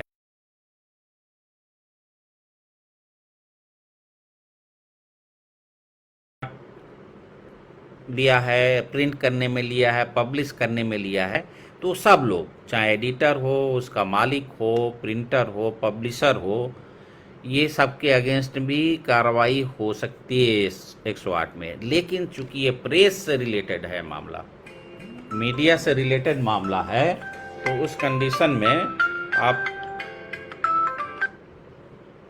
हेलो, आप आज पांडे जी, मैं थोड़ा सा जो है अभी मिलाता हूँ। तो ये ओके, हम क्या कह रहे थे, 108 का जो सेकेंड पार्ट है, यानी कि 108(2), वो बात करता है प्रेस से रिलेटेड। तो प्रेस में भी, प्रेस को भी ये इम्यूनिटी नहीं देता है कि आप इस तरह का कोई पब्लिकेशन करिए जो जो ऑफेंस पर बताए गए हैं, यानी कुछ उसमें बदगी फैलाइए, ऑब्स्सीन एक्ट से रिलेटेड हो, या वो 124 ए, 153 ए, 153 बी और 295 ए में पनिशेबल हो, या आप कोर्ट का कंटेम्प्ट आप कोर्ट करें, या किसी थ्रेटनिंग दे। तो इस कंडीशन में भी क्या है कि इनके भी खिलाफ किया जा सकता है, जो उसका मालिक, एडिटर, पब्लिशर, सब के खिलाफ कार्रवाई हो सकती है। लेकिन एक यहाँ पे प्रिविलेज दिया गया है इनको कि जब इनके अगेंस्ट में होगी तो स्टेट गवर्नमेंट खुद या अपने किसी ऑफिसर को ऑथराइज की है वही प्रोसीड कर सकता है, एग्जीक्यूटिव मजिस्ट्रेट केवल नहीं कर सकता। जब स्टेट गवर्नमेंट ऑथराइज करेगी या स्टेट गवर्नमेंट के द्वारा ऑथराइज किया गया कोई पर्सन है, वो उसको अथॉरिटी देता है, तब एग्जीक्यूटिव मजिस्ट्रेट इस तरह का 108(2) में आदेश कर पाएंगे। तो 108 में हो गया। और फिर आप देखिए 109, ये क्या है, इस सस्पेक्टेड पर्सन है, जो ना तो एकदम साबित अपराधी है, ना इनोसेंट दिख रहा, सस्पेक्टेड है। और सस्पेक्टेड क्या है, वो कहीं छिप रहा है। मजिस्ट्रेट, जो एग्जीक्यूटिव मजिस्ट्रेट इसमें भी है 109 में, और उसको ये इन्फॉर्मेशन मिलती है कहीं से भी, और ये इन्फॉर्मेशन खुद की भी हो सकती है, पुलिस से भी हो सकती है, या कोई कंप्लेंट पे भी हो सकती है कि कोई उसके लोकल ज्यूरिस्डिक्शन में ऐसा आदमी है जो छिप रहा है, और छिपने के लिए पूरी सावधानी बरत रहा है। और इससे मजिस्ट्रेट साहब को ये लगता है कि इस पर बिलीव किया जा सकता है कि ये सब इसलिए कर रहा है कि कोई कॉग्निजेबल ऑफेंस, संज्ञेय अपराध कारित करे। तो यहाँ 109 में आया, संज्ञेय अपराध कारित करने की दृष्टि से छिप रहा है, ऐसी सूचना एग्जीक्यूटिव मजिस्ट्रेट साहब को मिली, तब वो उससे सो काज माने कारण दर्शित करने की अपेक्षा करेंगे। तो ये अपेक्षा 109 ने करने के लिए कार्यपालक मजिस्ट्रेट को पावर दे दिया, और अपेक्षा किस मैनर में, किस प्रारूप में होगा, वो 111 में दे दिया कि साहब जब आदेश करिएगा 109 के तहत, तो आपको 111 में ये करना पड़ेगा। आर्डर 111 में निकालेंगे, उसमें वही सूचना का सार, प्रति बांड या श्योरिटीज कितना नंबर होगा, कितना अमाउंट होगा, कितने टाइम के लिए उसको बांड एग्जीक्यूट करना पड़ेगा, ये सब दिया होगा। तो ये आपका 109 में भी फिर ये आ गया। यहाँ भी विद या विदाउट बॉन्ड है। आप देखेंगे 106 से लेके 110 तक, तो विद या विदाउट श्योरिटीज बॉन्ड की बात करता है। लेकिन एक जगह आपको मिलेगा जो हाँ विथ श्योरिटीज की बात कर रहा है, वो आप 110 में उठा के देखेंगे तो वो कहता है विथ श्योरिटीज, प्रतिभुओं सहित बंद पत्र निष्पादित करने का। तो कभी कोई बहुत टेक्निकल चीज़ें जानना पड़े और या कोई पूछे तो आप तुरंत उसको ग्रैप्स करें। चार्ट करके मैंने जैसा बताया कि आप पहले सीरियल नंबर दिए 1 2 3 4 जो भी है, फिर आप रिलेवेंट सेक्शन 106 7 8 9 10 बनाए, फिर आप नेचर आप जो एलिगेशन या जो कंटेंट है, जो टाइटल है सेक्शन का कि फॉर पीस कीपिंग 106 लिखा, उसके सामने फॉर पीस कीपिंग 107 में लिखा, फिर फॉर गुड बिहेवियर 108 9 10 में, फिर उसमें ये लिखा कि जैसे 106 में आपका सेशन जज, first class magistrate, appellate court, revision court, बाकी में आपका ऑटोमेटिकली 107 से लेके एग्जीक्यूटिव मजिस्ट्रेट। फिर tenure maximum not more than 1 year चलता आया, तो 106 में और 110 में मिला 3 साल, 107 8 9 में मिला 1 साल। फिर आपको आप आ जाइए तो आप एक और कॉलम बनाइए विथ आर विदाउट श्योरिटीज, तो आप देखेंगे कि 106 7 8 9 में विथ आर विदाउट, 110 में आते ही आप विद विदाउट। ठीक है, अब आपका पूरा चार्ट बन गया, आप 2 मिनट में रिवीजन कर सकते हैं, बात आप समझ गए। अब उसके बाद समझने किया है क्या प्रोसीजर अडॉप्ट किया जाता है। तो 107 से लेके 10 तक में प्रोसीजर क्या है, शो काज का है। शो काज 111 में जाएगी, उसके साथ कंटेंट रहेगा। फिर आगे कहता है कि आदमी हाजिर है तो 112 के हिसाब से चलेंगे, सर्विस हो जाएगी। नहीं हाजिर है तो 113 में उसको सम्मन या वारंट देंगे। ठीक है, और कभी कभी ऐसी कंडीशंस पैदा हो सकती है कि उसको इमीडिएट प्रिवेंशन के लिए जो अरेस्ट करना पड़ सकता है, तो अरेस्ट का भी प्रोविजन में दे दिया।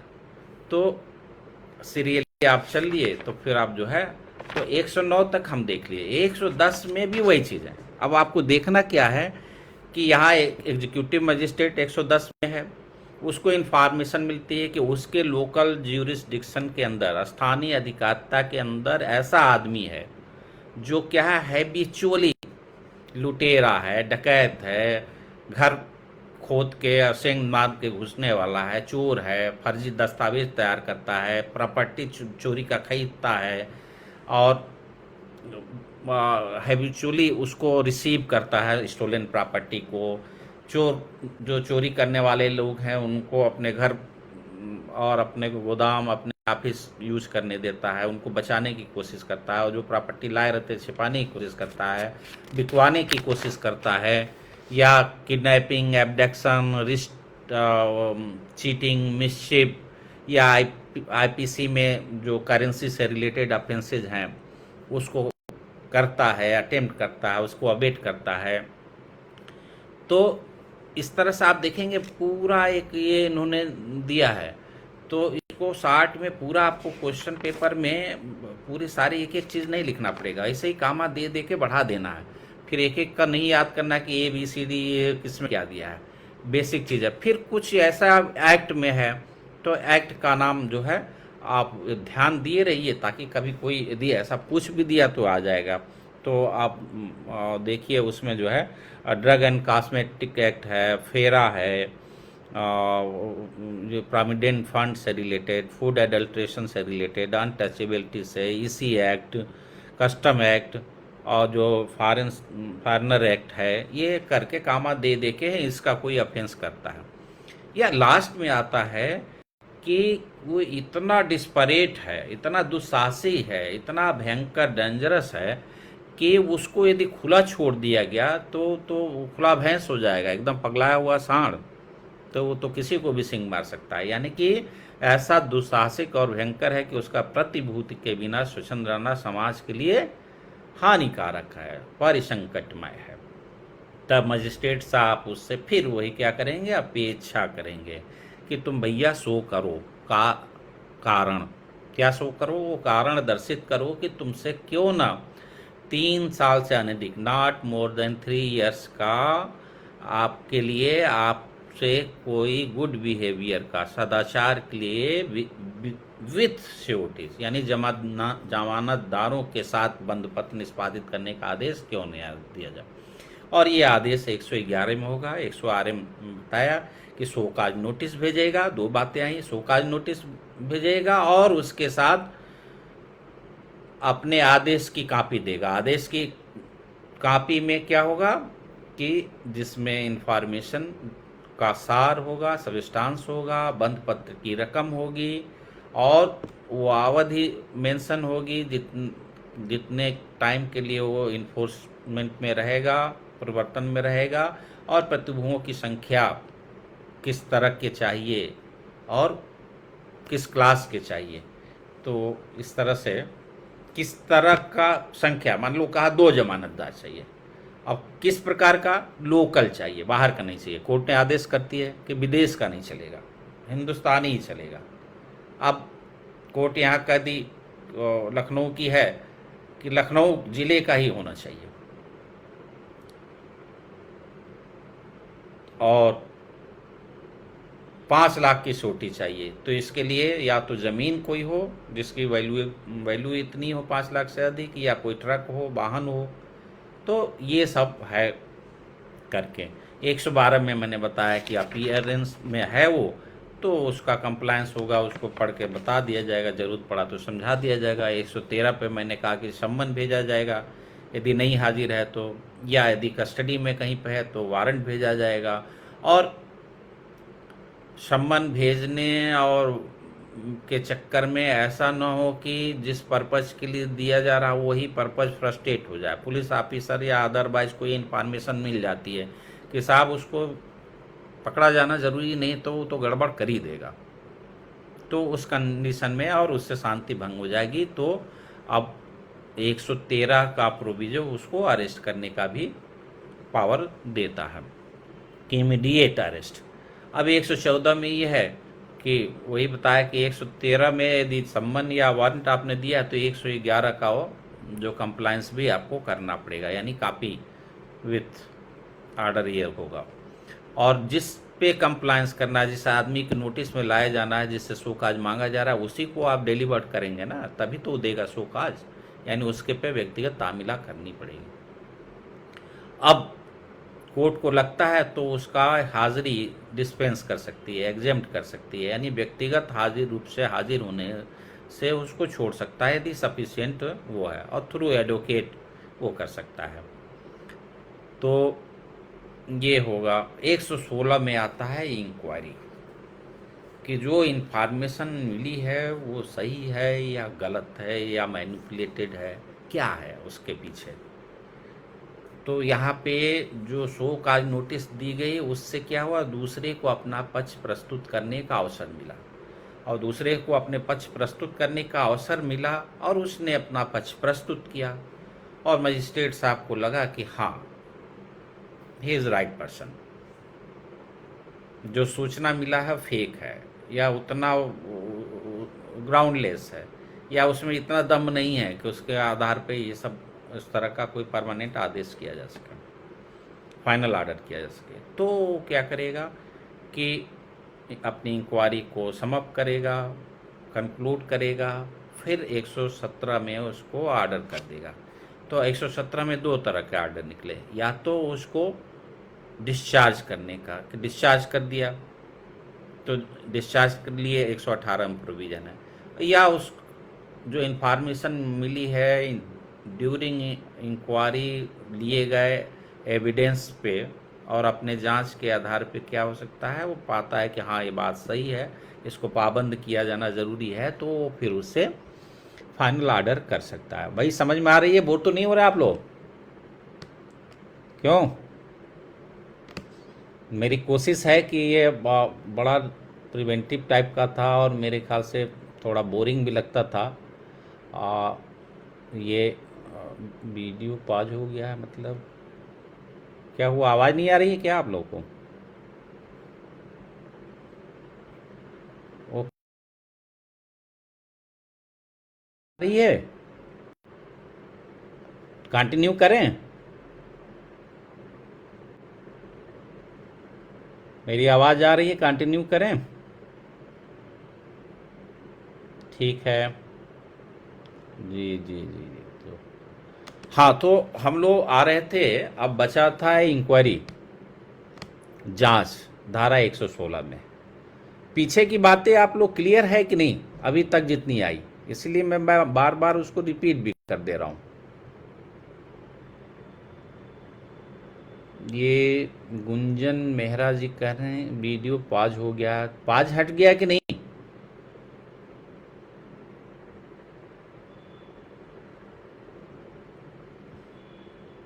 हेलो, मेरी आवाज़ आ रही है आप लोगों तक?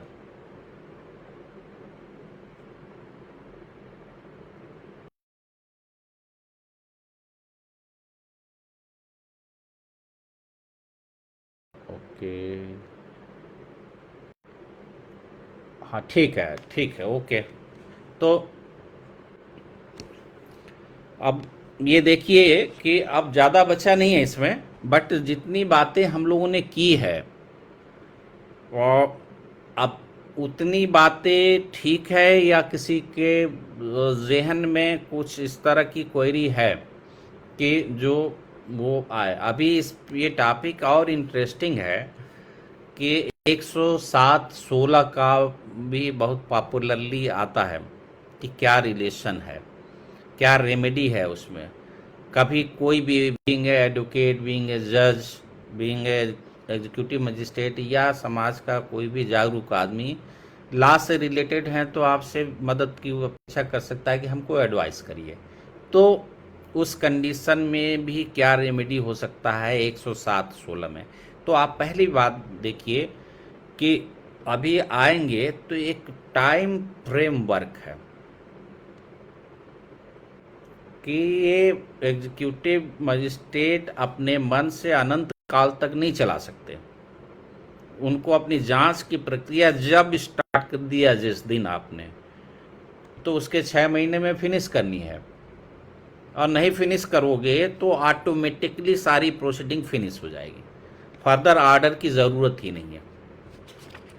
तो आप देखेंगे, और ये 116(6) में, तो 116 का जो प्रोविज़न है आप समझ लीजिए कि इम्पॉर्टेंट है काफ़ी। और एक प्री पॉइंट ऑफ व्यू से, इंटरव्यू पॉइंट ऑफ व्यू से, मैंने बताया 116(3) में इंट्रीम ऑर्डर था। पहला मैसेज ये अपने माइंड में ये फिक्स कर लीजिए। फाइनल ऑर्डर 117 में होता है, फाइनल ऑर्डर 106 में होता है जब कोर्ट करती है, और वो 106 में ही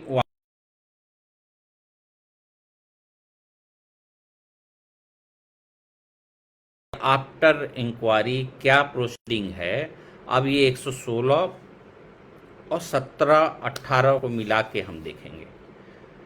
अभी और भी इम्पॉर्टेंट चीज़ें हैं कि कब ये पीरियड स्टार्ट कब से होते हैं। तो आप भी, हम लोग डिस्कस करते हैं। आप लोग का ज़्यादा टाइम तो कंज्यूम नहीं हो गया? कंटिन्यू करें या कल के लिए रखें, जैसा बताएं। 1.5 आवर हुए हैं।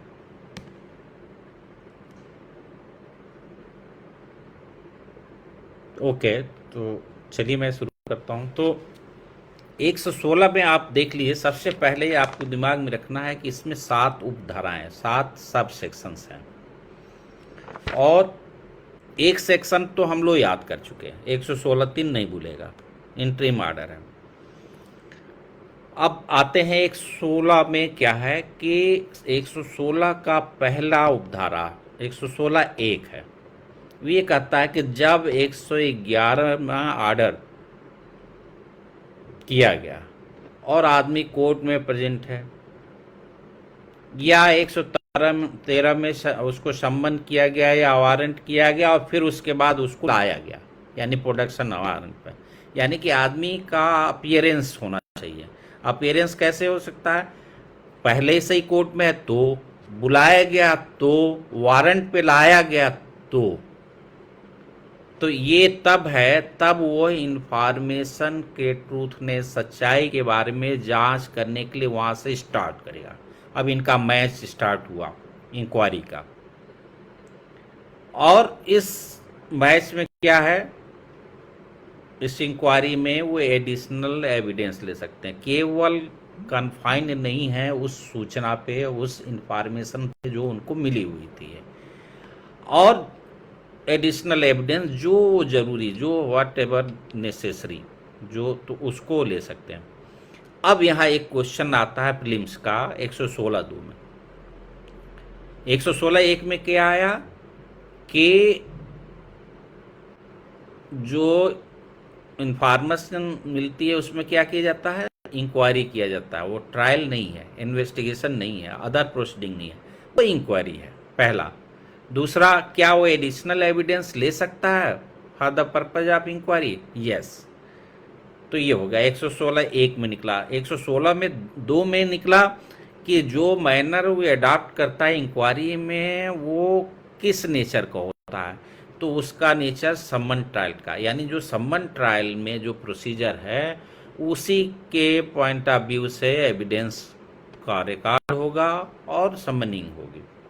तो सम्मन ट्रायल की प्रोसीडिंग इस इंक्वायरी में 116 में, यानी 107 से लेके 110 तक के मैटर में जो प्रक्रिया अप्लाई की जाती है, वो सम्मन ट्रायल की प्रक्रिया होती है, सम्मन विचारण की। अब क्या हुआ कि जब नहीं हुई है, मैं आया 116(3) पे, तो क्या हुआ, इंक्वायरी स्टार्ट है बट इंक्वायरी कंप्लीट नहीं है, और मजिस्ट्रेट साहब को ये दिमाग में उनके बैठ गया, समझ में आ गई है कि या तो अब पीस ब्रीच हो सकता है, शांति भंग हो सकती है, लोक प्रशांति विक्षुब्ध हो सकती है, पब्लिक ट्रंक्विलिटी डिस्टर्ब हो सकती है, या कोई ऐसा ऑफेंस हो सकता है। यदि उसको प्रिवेंट करना है तो तुरंत इमीडिएट मेजर अप्लाई करना है, या पब्लिक सेफ्टी के लिए तुरंत इमीडिएट मेजर, तुरंत उपाय करने आवश्यक है। तो वो रीजन बताएगा, रीजन जो बताएगा उसको रिकॉर्ड करेगा, लिखेगा, और लिखने के बाद जिस आदमी को 111 में ऑर्डर दिया गया था, उसको अभी अपनी जांच को कंप्लीट करने से पहले ही कहेगा कि तुम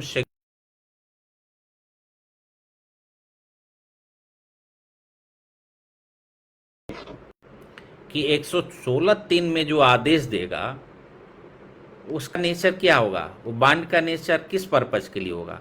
यदि वो 107 के लाइट में प्रोसीड कर रहा है तो वो केवल शांति बनाए रखने का, for the purpose of peace keeping मांगेगा सिक्योरिटी और बांड। और यदि 108, 9, 10 में प्रोसीड किया है तो for the purpose of good behaviour, केवल सदाचार बनाए रखने के लिए उससे सिक्योरिटी मांगेगा।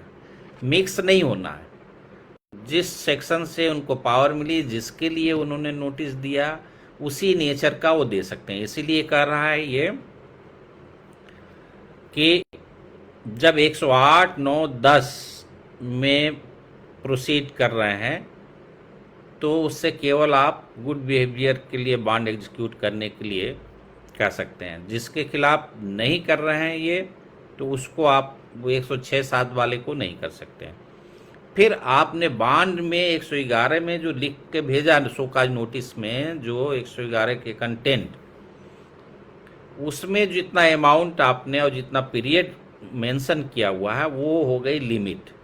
अब उससे ज़्यादा अधिक कठिन, उससे अधिक दुर्भर, उससे ज़्यादा ओनरस, एक्सेसिव आप कंडीशन इम्पोज नहीं कर सकते। ये उसकी लिमिट हो गई, सीमा। तो 116(3) में आपका हो गया कि इंटरिम ऑर्डर जब करेंगे तो 111 के आदेश की सीमा से बंधे रहेंगे। जिस नेचर का बांड एग्जीक्यूट किया जाना है जिस पर्पस के लिए, वही करेंगे, आप उसमें घालमेल नहीं करेंगे। फिर 100 ये बात समझ लेना है कि पीस कीपिंग के पर्पज से लिए शो काज नोटिस है तो पीस कीपिंग का ही सिक्योरिटी मांगी जाएगी, गुड बिहेवियर का नहीं। गुड बिहेवियर के लिए है शो काज नोटिस, तो केवल गुड बिहेवियर होगा, शो काज उसके लिए नहीं होगा, पीस कीपिंग के लिए। ओके, तो 116(4) में ये व्यवस्था है कि मैटर ऐसा है जो 110 के परव्यू में, यानी कि वो हैबिचुअल ऑफेंडर है और जो इतना खतरनाक है कि छोड़ दिया गया तो बहुत चारों तरफ सिंग मारेगा, शांति भंग कर देगा। तो अब उसके लिए कहता है कि वो इतना हैबिचुअल है या नहीं, कैसे पता लगेगा? तो उसकी जनरल पब्लिक में रेपुटेशन कैसी है, सामान्य साधारण ख्याति कैसे है, इस बात से उसको प्रिडिक्ट किया जाएगा। ओके, तो एक क्वेश्चन यहाँ पे भी प्री का निकल सकता है कि किस तरह से उसको प्रूव किया जाएगा। तो वहाँ साधारण ख्याति के साक्ष्य से, यानी एविडेंस ऑफ जनरल रेपुटेशन और अदरवाइज। तो ये आपका 116(4) आ गया। और यदि आप लोगों को ये बात क्लियर होती जा रही है तो बहुत अच्छी बात है। पूरा चैप्टर एक सिटिंग में यदि हो जाए 2 घंटे में तो ये अचीवमेंट ही मानना चाहिए। और मेरी कोशिश ये है कि इतना के बाद आपको बहुत मेहनत ना करना पड़े। और तो मैं ये देखिए भाई, इतनी मेहनत की जा रही है तो ये रिक्वायर्ड है कि आपका भी फुल अटेंशन चाहिए। पूरा दोगे तो पूरा पाओगे, आधा दोगे आधा पाओगे। इसलिए जब तक आप यहाँ पे हैं कि फुल कंसंट्रेशन के साथ रहना पड़ेगा, अदरवाइज मिस कर जाएंगे। कोई कंफ्यूजन नहीं रखना है। लॉ में, लॉ से रिलेटेड प्रैक्टिस में, लॉ से रिलेटेड प्रोफेशन में, लॉ से रिलेटेड पब्लिक पोस्ट में क्लैरिटी मस्ट है। और क्लैरिटी आती है प्रोविज़न को उसके एक्सक्लूसिव सेंस में पकड़ने से। चीज़ों को यदि सही रेफरेंस में नहीं पकड़े हैं तो फिर आपको दिक्कत हो जाएगी। अब उसको पढ़ने के लिए तमाम तरीके आप जो है ये सब हो सकता है। तो ओके, तो 116(4) तक हम लोगों ने कर दिया। अब 116(5) में है, मान लो कि जो इंक्वायरी में सब्जेक्ट मैटर जो पर्सन्स हैं वो मोर देन 1 है, तब क्या होगा? तो मजिस्ट्रेट को 116(5) ये डिस्क्रिप्शन देता है कि वो चाहे तो एक साथ उनको निपटा दे इंक्वायरी उनकी, या सेपरेट सेपरेट इंक्वायरी जो जस्ट समझे, जो न्याय संगत समझे वो कर सकता है। तो ये इम्पावर्ड करता है कि आप एक से अधिक है तो ज़रूरी नहीं है कि एक ही इंक्वायरी में निपटाएं, उसको अलग अलग इंक्वायरी भी आप कर सकते हैं। 116(6) अब आता है, ये काफ़ी इम्पॉर्टेंट है। 116(6) और 7 ये आपस में जुड़े हैं और ये व्यक्ति की जो पर्सनल लिबर्टी है, जो उसके फंडामेंटल राइट्स हैं, उसको एक तरह से गारंटीड करती है कि आप जो स्पीडी डिस्पोजल का आर्टिकल 21 में राइट मिला हुआ है, जिसको सुप्रीम कोर्ट ने रिकॉग्नाइज किया है, वो ख़त्म ना हो। तो ये कहता है कि जब 116(6) कहता है कि इंक्वायरी स्टार्ट हो गई और स्टार्ट होने के बाद 6 महीने का टाइम बीत गया लेकिन इंक्वायरी कंप्लीट नहीं हुई, तो ये कहता है कि जब 6 महीना जैसे ही बीतेगा ऑटोमेटिकली प्रोसीडिंग क्या हो जाएगा? एक्सपायर कर जाएगी, टर्मिनेट कर जाएगी। The inquiry under this section shall be completed within a period of 6 months from the date of its commencement. Date of commencement मतलब जिस डेट पे इंक्वायरी स्टार्ट हुई है। And if such inquiry is not so completed, the proceeding on the this chapter shell on the expiry of the set period stand terminated. यही आ रहा है stand terminated. ये जो 116(6) का जो बुनावट है, जिस तरह से ये प्रोविजन को वो करता है, तो ये है कि स्टैंड टर्मिनेटेड, ये जहाँ से स्टार्ट हुआ सेल वर्ड से हुआ, तो यानी कि inquiry under this section shall stand terminated. तो यहाँ पे हुआ कि वो 6 महीने यदि वो जो कमेंसमेंट से 6 मंथ में आपने नहीं कंप्लीट किया तो वो वहीं पे ख़त्म अपने आप में। और एक बार जब ख़त्म हो गई तो आप उसको पूरा दोबारा जिंदा नहीं कर सकते। जिंदा करना है तो क्या होगा, ये कहता है कि unless for special reason to be recorded in writing the magistrate otherwise direct. यानी कि वो 6 महीना बीतने से पहले ही मजिस्ट्रेट साहब को लिखना पड़ेगा रीजन कि ये इंक्वायरी 6 महीना बीतने के बाद भी चलाए रखना ज़रूरी है। ठीक है, तो अब ये आ गई। अब देखिए आगे इसी जो 116(6) ने जो एक लगाया मजबूत रोक अथॉरिटी पे कि किसी की स्वतंत्रता को और से ज़्यादा नहीं खेल सकते हैं आप, तो वो कहता है कि प्रोवाइडेड कि जहां कोई व्यक्ति ऐसी इंक्वायरी के पेंडिंग रहने के दरमियान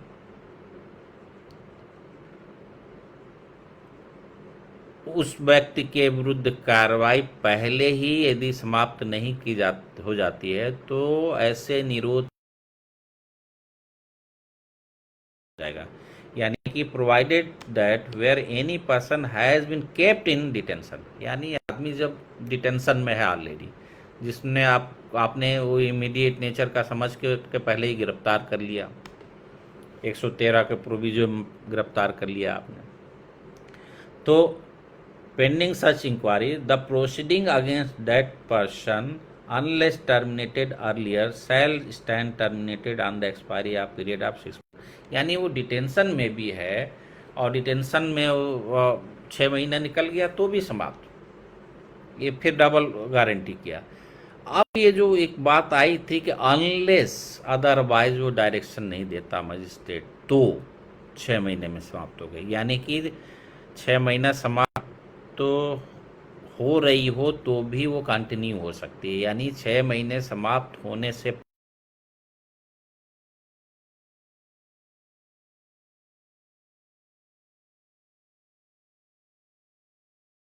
तो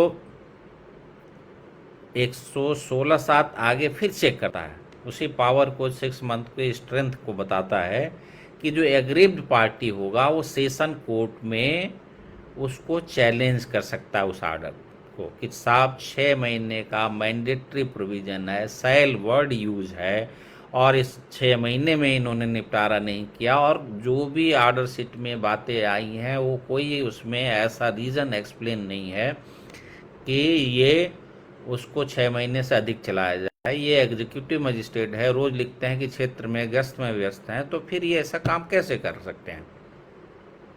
व्यक्ति की स्वतंत्रता को ये महत्व नहीं दे सकते हैं, जांच करके सही और गलत का फैसला नहीं कर सकते हैं, तो फिर ये इनका order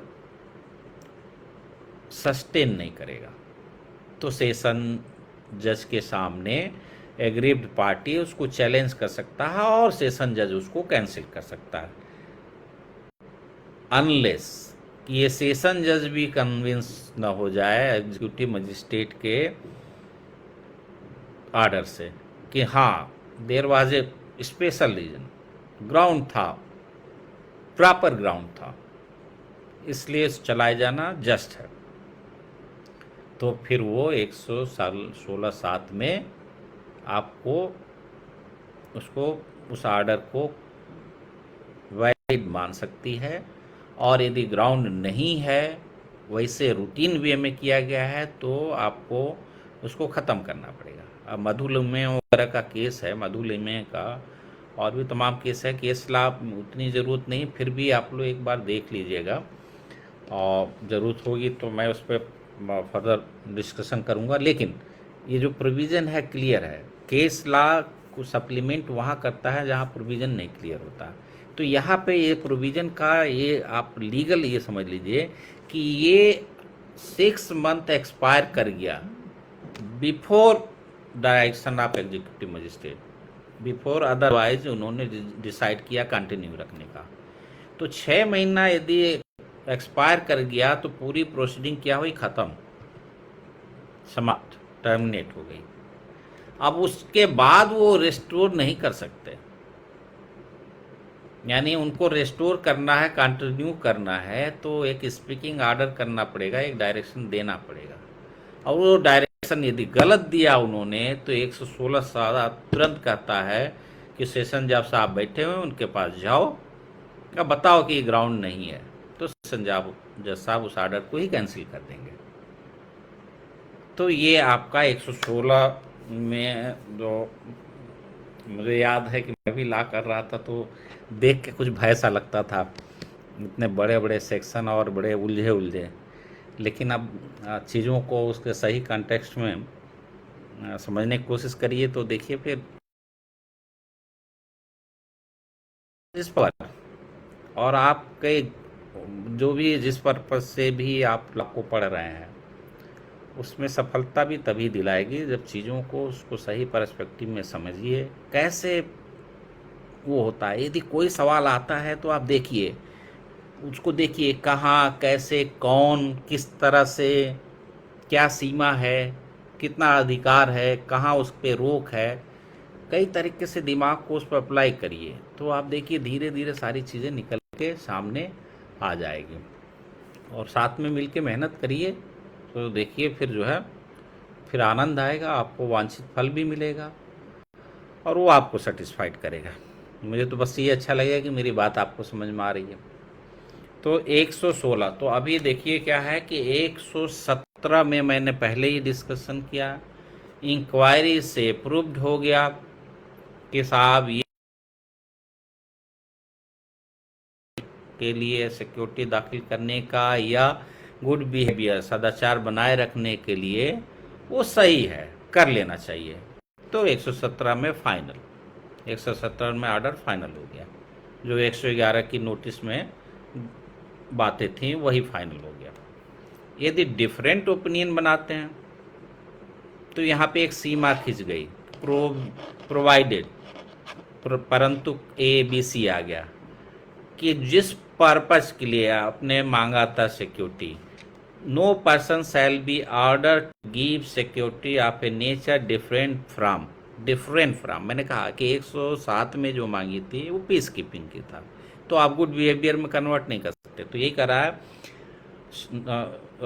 no person shall be order to give security of a nature different from or of an amount larger than, यहाँ पे आ गया कि जो अमाउंट उसमें मेंशन किया था 111 में उससे लार्जर नहीं होगा, or for a period longer than that specified in the, उससे अधिक नहीं जा सकते। ये पहली बात, पहली रोक। दूसरी रोक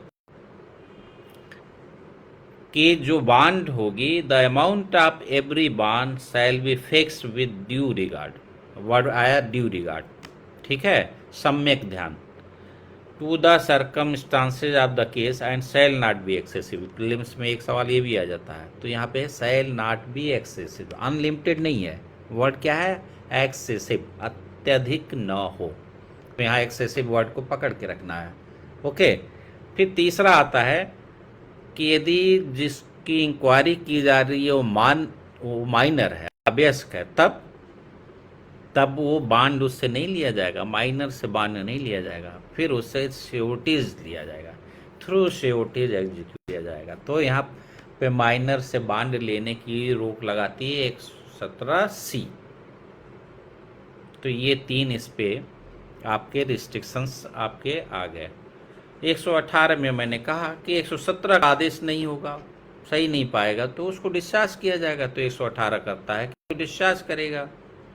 कस्टडी में है तो छोड़ देगा, कस्टडी में नहीं है तो डिस्चार्ज कर देगा उसको, और उस तरह का इंडोर्समेंट लिखा पढ़ी कर लेगा। 119 कहता है कि भैया ये कब स्टार्ट होगा, commencement of period for which security is required, जो सिक्योरिटी मांगी गई है, वो जो रिक्वायर्ड की गई है, वो कब से स्टार्ट होगी।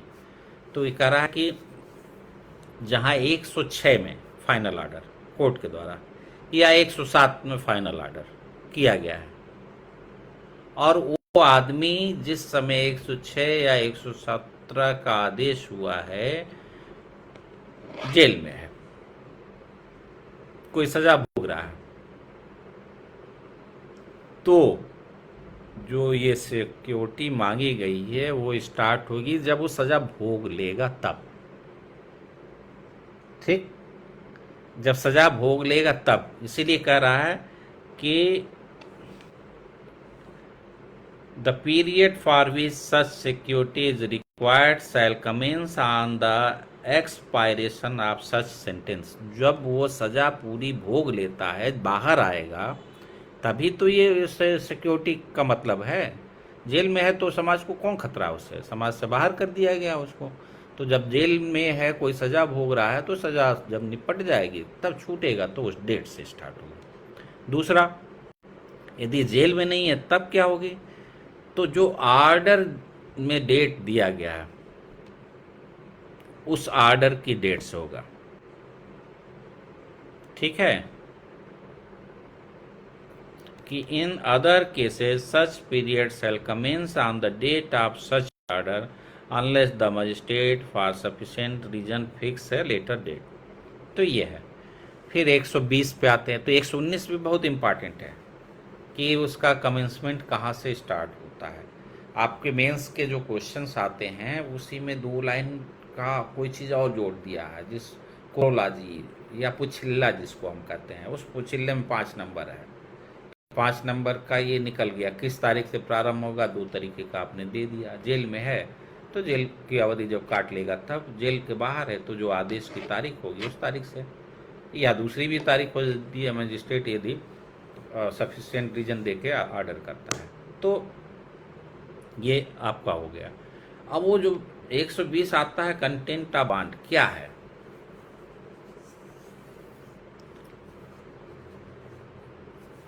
ये कहता है कि जिस बॉन्ड को एग्जीक्यूट किया जाना है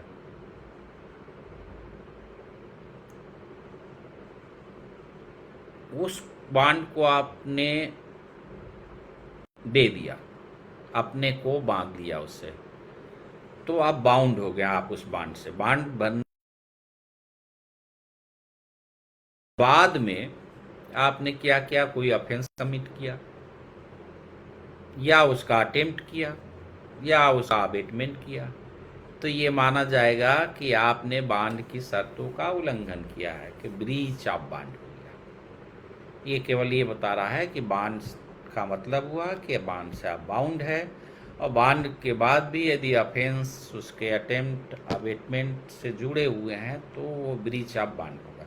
आपने पब्लिक पीस बनाए रखने के लिए कहा, आपने कहा कि इस तरह का हम कोई ऑफेंस नहीं करेंगे, और सब कर दिया, तो उसमें बॉन्ड की शर्तों का उल्लंघन है। तो बॉन्ड मतलब ख़त्म, जो बॉन्ड दिया था वो ख़त्म। अब आपको दूसरा देना पड़ेगा, या जेल जाना पड़ेगा, या कोर्ट और कोई प्रोसीडिंग अडॉप्ट कर सकती है।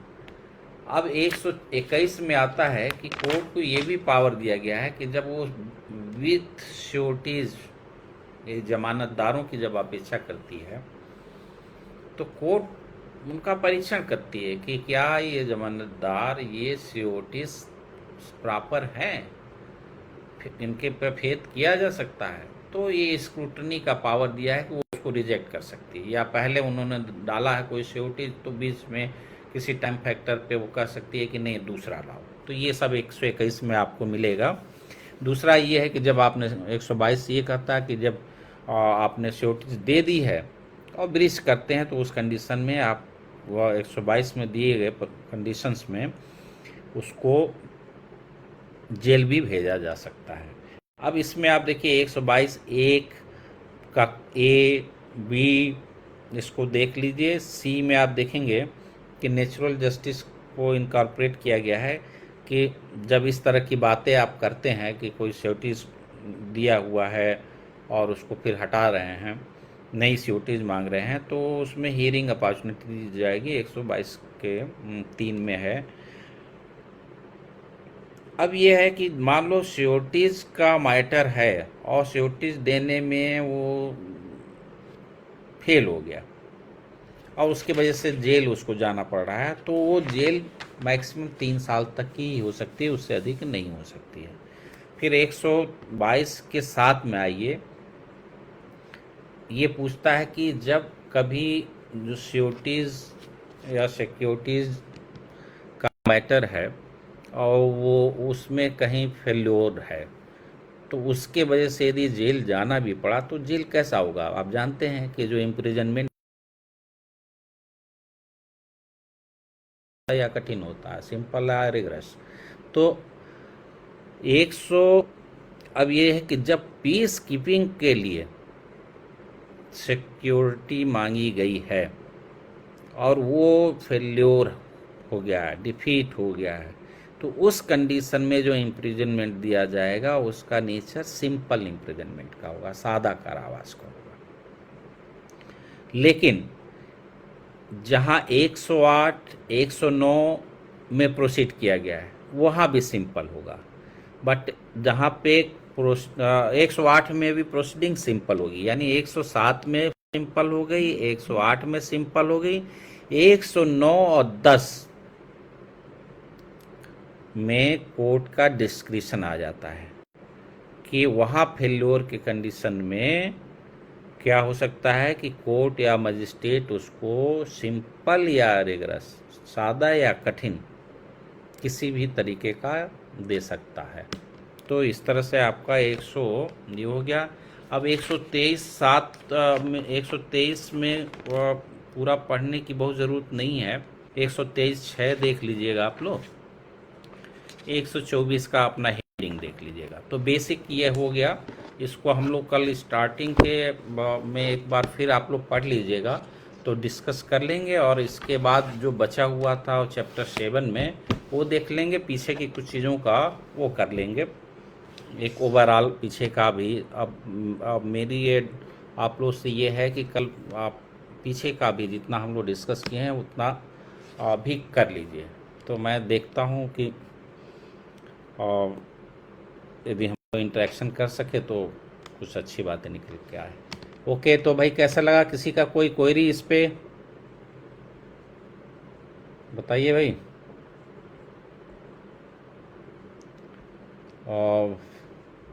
तो अभी रखते हैं फिर, किसी कोई क्वेरी तो नहीं है? ओके, ठीक है, ठीक है, थैंक यू एवरीबॉडी।